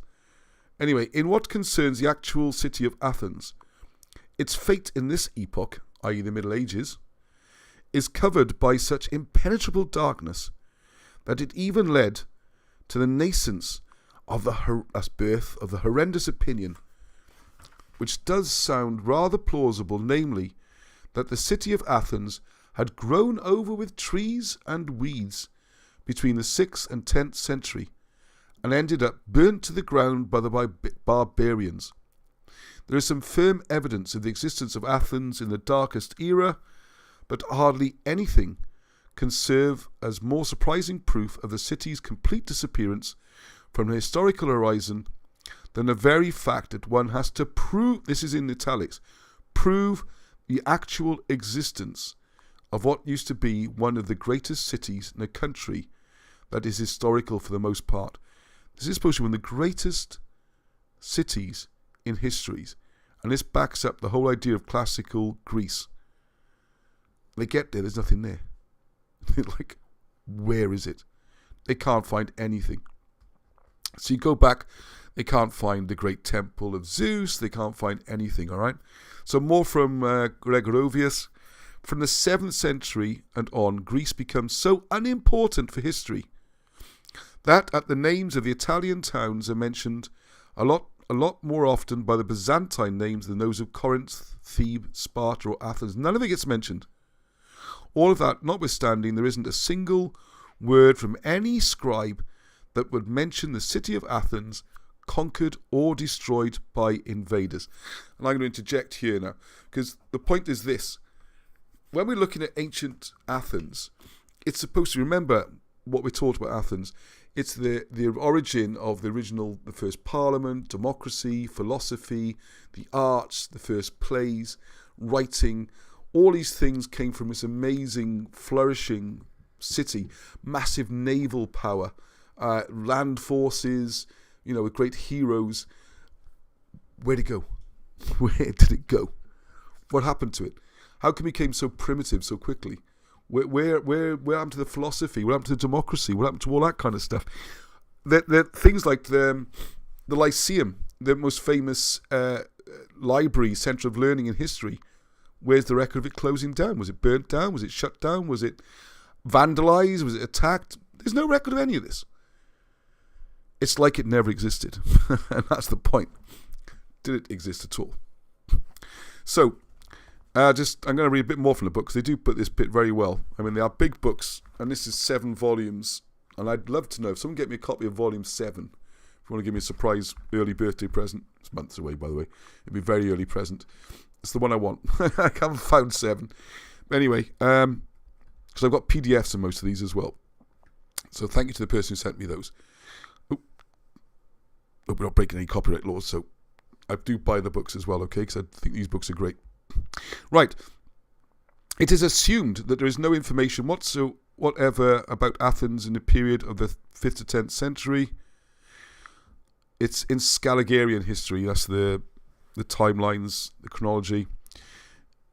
Gregorius tells us that the city of Athens became desolate and poor. Its naval supremacy and political life were as lackluster as life in the entire Hellas. Also, the foundation of the glory of the modern medieval town is provided by honey traders and not sages. Synesius doesn't write a single word about the famous monuments of the cities in his letters from Athens. He's been to Athens. None of the statues, he doesn't mention any of them, or the buildings. And it says here, most probably due to the fact that they haven't been, well, I would say yet built. Also, the twilight, this is reading from medieval letters, okay? The twilight that engulfed Athens and Hellas grew ever dimmer. Political life has become non-existent. Trade and industry hardly galvanized any Greek cities at all, except for the spry marketplace of Thessalonica. The famous supposedly ancient, Parthenon amazingly turns out to be a medieval Christian church. Now we're getting to the nuts of it, okay? And historians try to explain this fact in the following way. I've gone through it already. They explain that the church was a copy of the ancient gods, was what they're saying is no sign of the ancient gods. It seems to be a medieval tradition.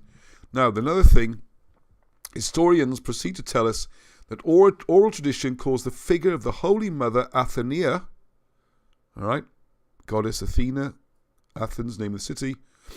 This name later began to use for referring to the Panagia, Atheniatusia, which is the big statue of the warrior, with the warrior Athena. Now, apart from finding that the ancient Athena was associated with the Christian Holy Mother of God, we find out that the ancient Parthenon was built in the Middle Ages as a Christian temple dedicated to the Christian Virgin Mary. Virgin Mary equals Athena. As we are now beginning to understand, Athena was just another name given to Virgin Mary. The classical ancient figure of Athena Parthenos, or the Athena of Parthenon, can be seen in figure 7.33. Okay, so what I'm doing is go through some more of the pictures. I can't read the whole book out, obviously. I picked out a few bits, but I'll give the overall story. Have we got any physical evidence to back this up? All right.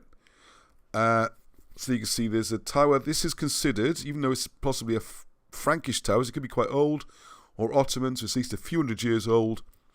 It's not in keeping with this dream they had of what Athens should look like. The ancient lines, the beautiful way everything was just coordinated and fitted together. We couldn't have anything more recent to block the view, as it were. And it was interesting. I was someone today I was saying about the myth of, I think it's a myth, but definitely the exaggeration of the Roman presence in Britain, whereby any building is considered to be ancient Roman. And this person says, "Oh no, it's been proven to be Roman." And I go to Chester a lot, and I stand there, and I can just imagine the Roman this, the Roman that, and this is the problem. People have got this vision. It's really hard to break out of it. I say it's not a conspiracy. Academics genuinely believe what they're told in school and college. They come out and they feel it's their duty to tell other people. And if someone comes across with an opposing narrative or different information or new information, they react badly and have to defend it. The ball's been rolling for so long, it needs a lot of people to stop it. We're not just people getting rolled along with it aren't going to stop it, all right? Parthenon-shaped temples are seen all over the world. Okay, all right, I'll take a word for that one. Apparently, all the Hellenistic world suffered amnesia. Here we go. After an attack from the Atlanteans, according to Herodotus. Perhaps all the literature was written in the Middle Ages by the Hermetics. Well, I think it was written more recently than that. Probably the 16th, 17th century, most of the history we're following. Okay, now this is the great picture. I've got to get this right now because... Is this picture or the next one? Yeah, there we go. I'll be zooming in a bit now. So you can see there's the structure. Thank you, Angie, for putting all these together. These are very early photographs, 1860s. Thank goodness they took them. We got so little. Before that, it's just word of mouth, really, isn't it? At least these photographs give us something. So looking at that, they say, well, those pillars there, they look ancient Greek. We'll keep those. The tower, it's got to go. It's clearly a medieval tower. We're going to lose that. Oh, this thing here. Now this is the smoking gun. All right, check this out. I love this because if you look closely, is there more pictures showing? Oh no, this is the one. The brickwork here, and the brickwork there, and the brickwork here is the same, right? It's the aging and everything is the same. Okay. I hope you can see that clearly. I can't really zoom in. There are better pictures of this. We're trying to find some copyright pictures and find them on the internet. We've scanned some in as well, so I don't know how many Angie did all together. But this wall are the same. The problem is, this building was considered to be medieval or even Ottoman, and so was destroyed. But this style of brickwork also appears here under what's considered to be ancient Greek. So how do you get a medieval or Muslim tower, Ottoman tower, under an ancient Greek monument? It's pretty damning once you see it. And what you have here, this is again going through Elgin's wonderful destructive process. You can see the towers here. Is that the same one? It might even be the same tower, actually. And you got these Greek bits. So they get to stay. I think it is the same tower, isn't it? They get to stay after the demolition, but that doesn't. And these piles here, it's a disgrace. It's an absolute disgrace. These are piles of rubble from all the stuff they've blown up. I mean, blown up, dynamited. Not even photographed most of it before it's happened.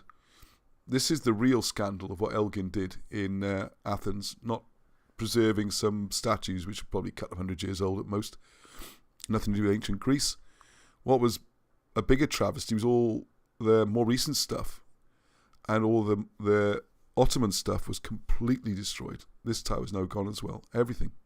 All that's left is this vision, which is then restored to look like what they think it should have looked like.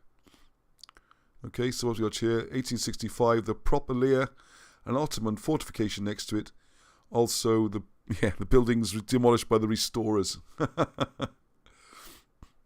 Okay, there we go. So there was a Frankish tower, or Ottoman, which actually taller than the Parthenon, which is nowhere near the state it's in now, by the way. A lot of that's been rebuilt.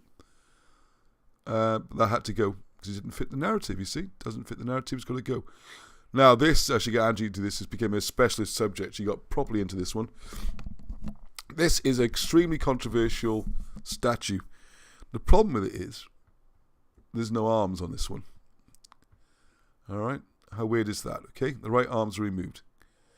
Now what it turns out, and I have to say I did a lot of research into this, and I don't know if they're watching tonight, they don't usually watch.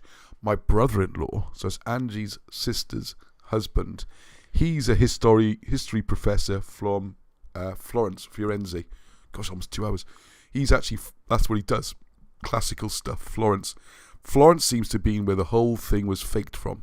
They faked Rome, they faked the Greek thing, and it's all to do with support of the bankers in their Renaissance times, okay? So, what their argument is, the experts say this is a fairly modern reconstruction, all right? What Fomenko says, this is the original.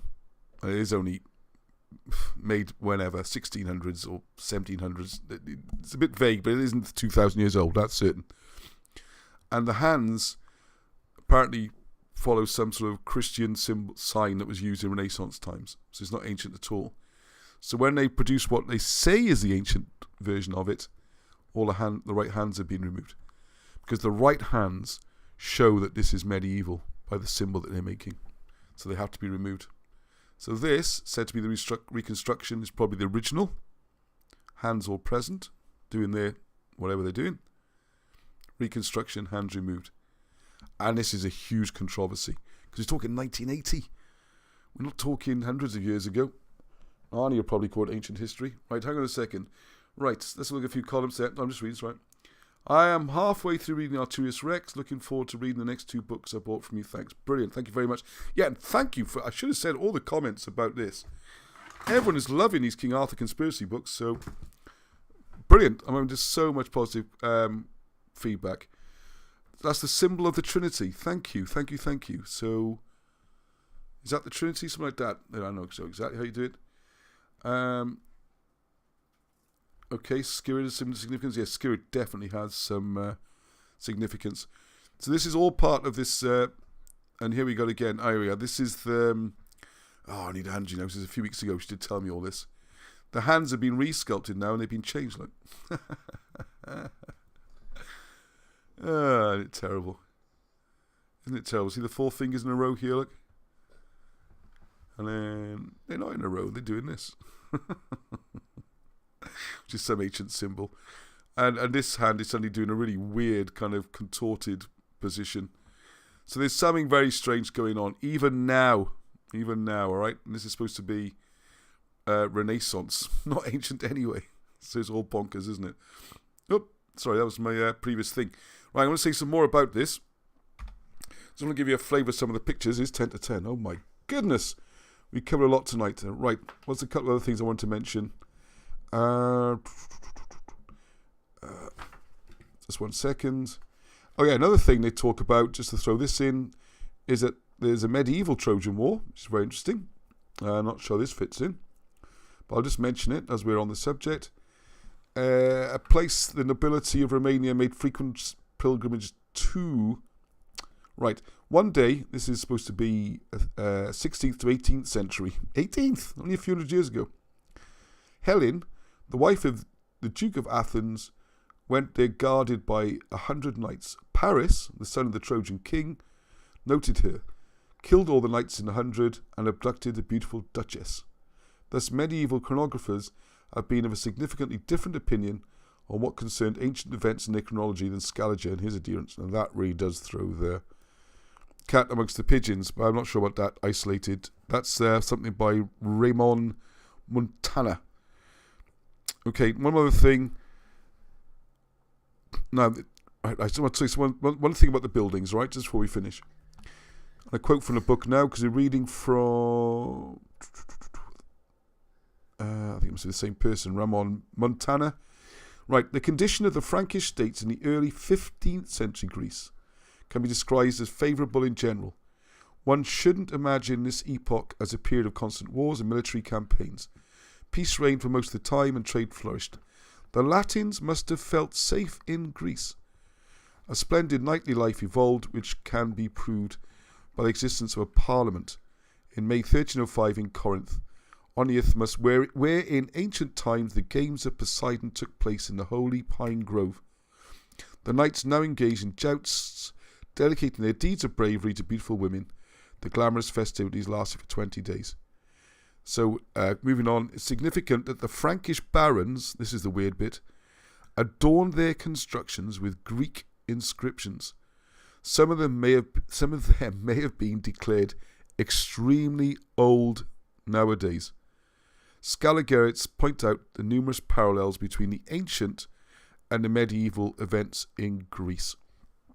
So I want to. There's one other thing I really wanted to cover. After the fall of Constantine, this is the problem, of course, because this became an Ottoman city anyway. It does complicate things.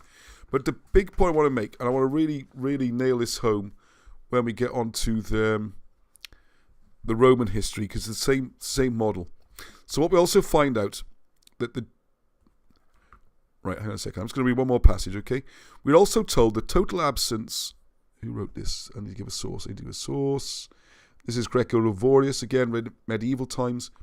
We are told that the total absence of foreign chroniclers in Athens and Hellas in general is most woeful indeed, since the Byzantine chronographers didn't consider the Hellenic history worthy of attention. The Hellenists were the only ones that their descendants could turn to for this kind of information. It's not even on the map, literally not even on the map. People are not even talking about Athens. It's like it doesn't exist. Medieval, even early Renaissance times. We also find out that the genesis of ancient Greek history can be traced to Florence of the alleged 14th century. The Strozzi and the Medici, we keep seeing these names, don't we? The Strozzi and the Medici have been Phil Hellenes. they've invested their funds into Greek literary studies. Cosimo conceived of the plan to revive the Academy of Plato in Arno. So the head of this undertaking was called Pleton, Pleton, who was probably who the ancient Plato has been invented from his name. In both name and occupation, it is assumed that the propagation of the ancient Greek literature across Europe started in Florence. So as he got a brother-in-law who's historian in Florence, and that's where he studies classics and all that kind of stuff, it'd be very nice to have a proper chat with him about all this. So the ruins that they discovered, one last thing, I almost missed this. So Byzantium fell in 1453. The last of the Franks defended the Acropolis for some time. However, the Ottoman overlord Omar, infuriated by the resistance of this stronghold, ordered the Acropolis and its environs to be shelled, which resulted in the demolition of the Acropolis and its temples. This great destruction, which claimed many beautiful monuments of the 13th and 15th century, not 2,000 years ago, created many ruins in the territory of Athens that they subsequently declared ancient. So the medieval buildings, they got blown up in a war, and then they got declared ancient when the archaeologists go there. You can't date stones, you see. You can't date stones. Whatever you try. So, however, nowadays, no one in either Greece or any other barbaric country studies or even understands Bell's letters and science.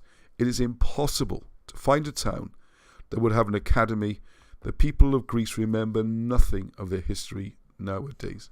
So why do the people of Athens not know anything about their own history either? So you can see in the pictures there, the Parthenon, all that kind of stuff, and the stairs. And it's there's more and more. I could go on and on about that. It's well worth. It makes you think. So I wanted to do a nice juxtaposition of those two there. I hope you enjoyed that, where you can see that on the one hand you got copious amounts of written evidence to support the Welsh and British accounts. You can visit the sites. You can see the ancient stones. You can see the place names on the ground. Any evidence you could think of. They've even found skeletons where they're supposed to be.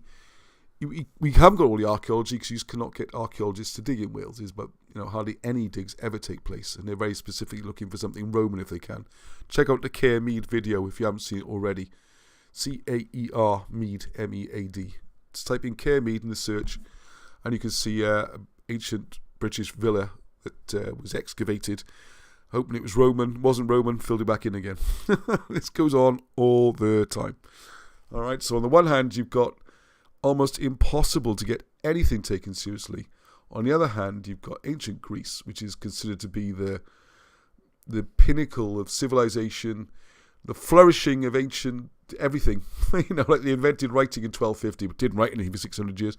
All this nonsense doesn't matter. It's all fine because it's classics. And posh people learn classics. And if you can speak Greek and you can speak Latin, everyone thinks you're really clever and you know what you're talking about. And even if it's complete nonsense. And if you come up like that, talk like this, you the Welsh accent, like you come from Rhondda or something, don't matter what you say, see, but no one's going to believe a bloody word of it, so you think you sound stupid. And that's the way it goes. Brilliant. Anyway, well, thanks to see, wow, so many viewers on at the same time. That's fantastic. Thomas Ramirez, my mind just exploded. I've read the Greeks all my life and never questioned what happened to them after the Neoplatonists. Yeah, where did they all go? Where did it all go? Where did the learning go?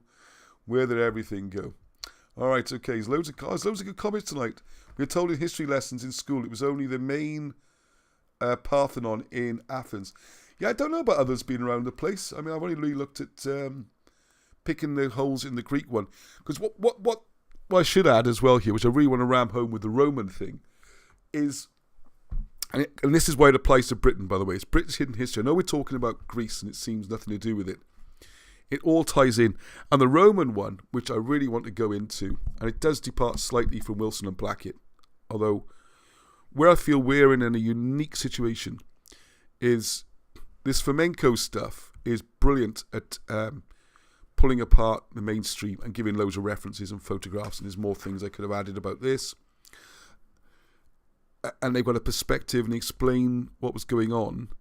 Wilson and Blackett come from the other way. There's hardly anybody reads these two. Fomenko is incredibly controversial and shunned in the west, and Wilson and Blackett, well, can't even get read in Wales, definitely not read in Russia. So we got an advantage, all right? So let's see what we can do with that advantage. And I go into more detail with the Romans, because obviously the Greeks aren't claimed to have invaded Britain, whereas the Romans are. So the situation you have, and it's the same in Greece, if you need to, it's slightly in Greece. I don't think they're actually deleting anything. I think there's just nothing there. In Rome, what seems to have happened? You did not have an ancient Roman empire. Rome was supposed to be a fishing village in medieval times. What you did have was when you get to the 4th century, and this is where some of the Wilson Blackett new notes sent off, boom, light bulbs. The 4th century, when they're trying to mould this version of Christianity, a new version, the Roman version, not the original Essene-based Druidic, Gnostic kind of, personal relationship with God, all that kind of stuff, but the hierarchical church that we're more familiar with today, with the miracles and all these things, was they needed to give it antiquity. It needed to have great history to be credible. It's like Scientology or something. You can't if you just invent it and say it's from now, you need an ancient source. Or it's Scientology, strange example because it's aliens or something, but you need to make it ancient. So you need to backfill a story to make ancient Rome, and he made it the grandest city on earth.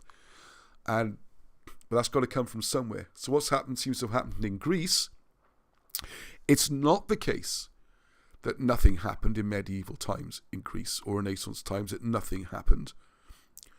Plenty probably happened. And the point they make out, the Fomenko says as well, the same with Rome. Plenty of stuff happened in Rome in Renaissance times. That's when all the wars are really going on between the Roman city-states. They're all fighting each other, Romans and Neapolitans and Florentines. That's when the fighting was taking place. But they've taken that history and they've moved it 1,000 years back. So now you're left with this void where there is no Greek history for, well, as I showed earlier, hardly anything over 1,200 years. There's also, what happened to Rome? There's no real Roman medieval history or anything. It's just hardly anything at all. So you had to move, because what's happened is the history happened much later as we move back. And what we're going to show in another video or another Sunday evening is you've got too many gaps. You've got to take your history from somewhere. And this is where Fomenko and Wilson and Blackett diverge. Because they've got the Tartarian thing, the Russian Empire and all that kind of stuff, which I'm not an expert on, and I'm sure to explain some of it. But what we show from Wilson and Blackett's work is one of these holes they had to fill, one of these gaps, was they took British history and stole that to create a Roman dynasty, which was the British kings being Latinized to become Roman emperors, as you can see in Archaeologists Rex, who's ever reading that. You've seen it already, the parallel kings bit. All right, okay, so there we go. Wow, that just flew by. I don't know about you, that was 2 hours. I just flew by tonight. I had so much jammed in, and I'm going to try harder on Sunday evenings from now on to stick to the main subjects, and I'll do the little bits and pieces things in separate videos during the week.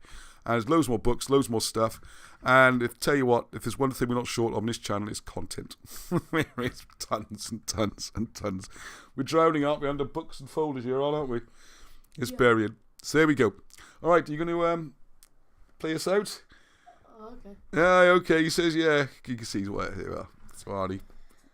He's had a long weekend. He used to be in bed, gone 10 o'clock, look, on a Sunday. He's had a hard weekend as well. What have you done this weekend? Pardon? What have you done this weekend? Not a lot. Okay. No, it's me who's had a hard weekend, isn't it? I'm not sure about this playing cricket. Oh, my goodness. Yeah, so while he's getting his stuff together, why don't pull your head out on? You got the headphones on. What I would say for everybody. The reason I've done this, right, I'm trying to play a bit of cricket and stuff like that.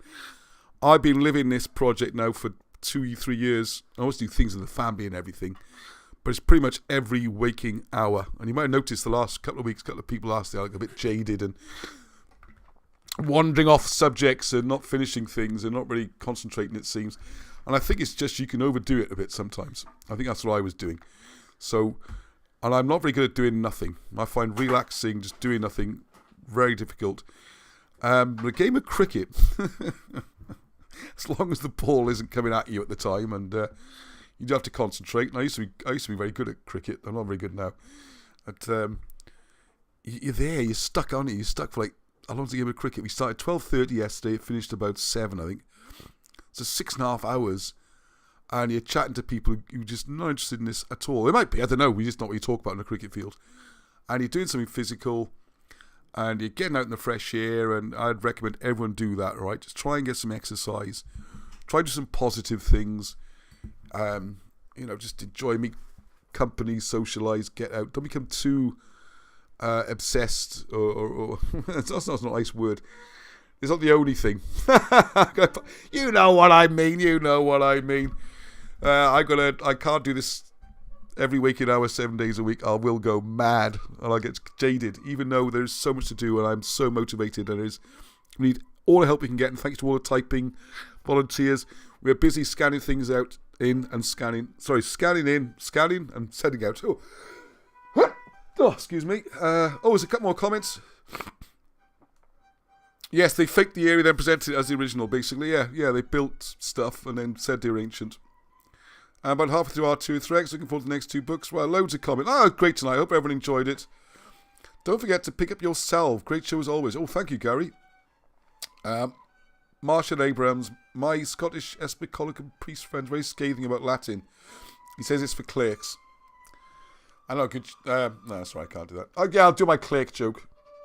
A clerk, isn't it? Clerk, I should pronounce it. A clerk. And it's in America, isn't it? And the boy says, the father says, so what do you want to be, son? He said, I want to be a clerk. He said, clerk? Yeah, I said, yeah. I could do make an accent. What do you want to be, son? I want to be a clerk. What do you mean, a clerk? I said, yeah, I want to be a clerk. It's the most boring job in the world. He said, what do you mean? What's wrong with being a clerk? Well, I don't know. All you do, you just sit in a mantelpiece and you just go tick-tock all day. Hey, you like that one, didn't you, on? That's my daddy joke for the evening. Colin, I'll play us something joy to send us on our way. Ross' sons all play instruments. They do indeed, yes. And all better than me. Something jolly on, something happy. What can we have? I asked for suggestions. There's songs you never heard of, innit? We don't listen to a lot of contemporary music. Yeah, that'll do on, whatever that was. Enlightened Turtle, I find it burnout after a few weeks of making videos. Also, new information needs digesting, contemplation. Yes. Enjoy time with your family. Thank you, Enlightened Turtle. Yes. And there's something about concentrating on physical activity. Playing an instrument, for instance. Or exercise, playing sport. Different part of your brain. And I think your subconscious gets a chance to process. Because I feel a lot clearer in my thinking today, even though I'm a bit physically aching. My bits don't work. My left knee doesn't work, my left elbow doesn't work, or the left side for some reason. Even though you'd think it's this side would be worse. But that's alright, isn't it? That learned you, Mr. Pseudonym. Oh yeah, the musical. I am going to be doing the musical. Alright, Arnie's just doodling now. So I will say goodnight, Joe. Good night, Richard. See you again soon. Good night, Hippie Shake. Thank you very much, Arnie. Joints and full moon, mate. I didn't think of that. Yeah, because it's an eclipse and it's a full moon. Don't forget, 4:30 tomorrow morning, UK time. If you can get up. It's the whole Western Hemisphere can see it, apparently. Britain, Canada, America. So what it is, I don't know. But it's supposed to be spectacular. The show is spectacular. Oh, thank you very much.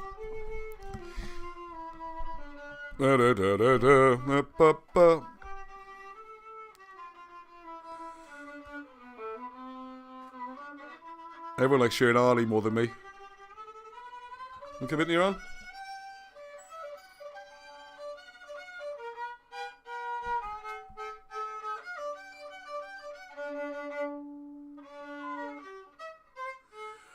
Got the longest closing music ever, haven't we?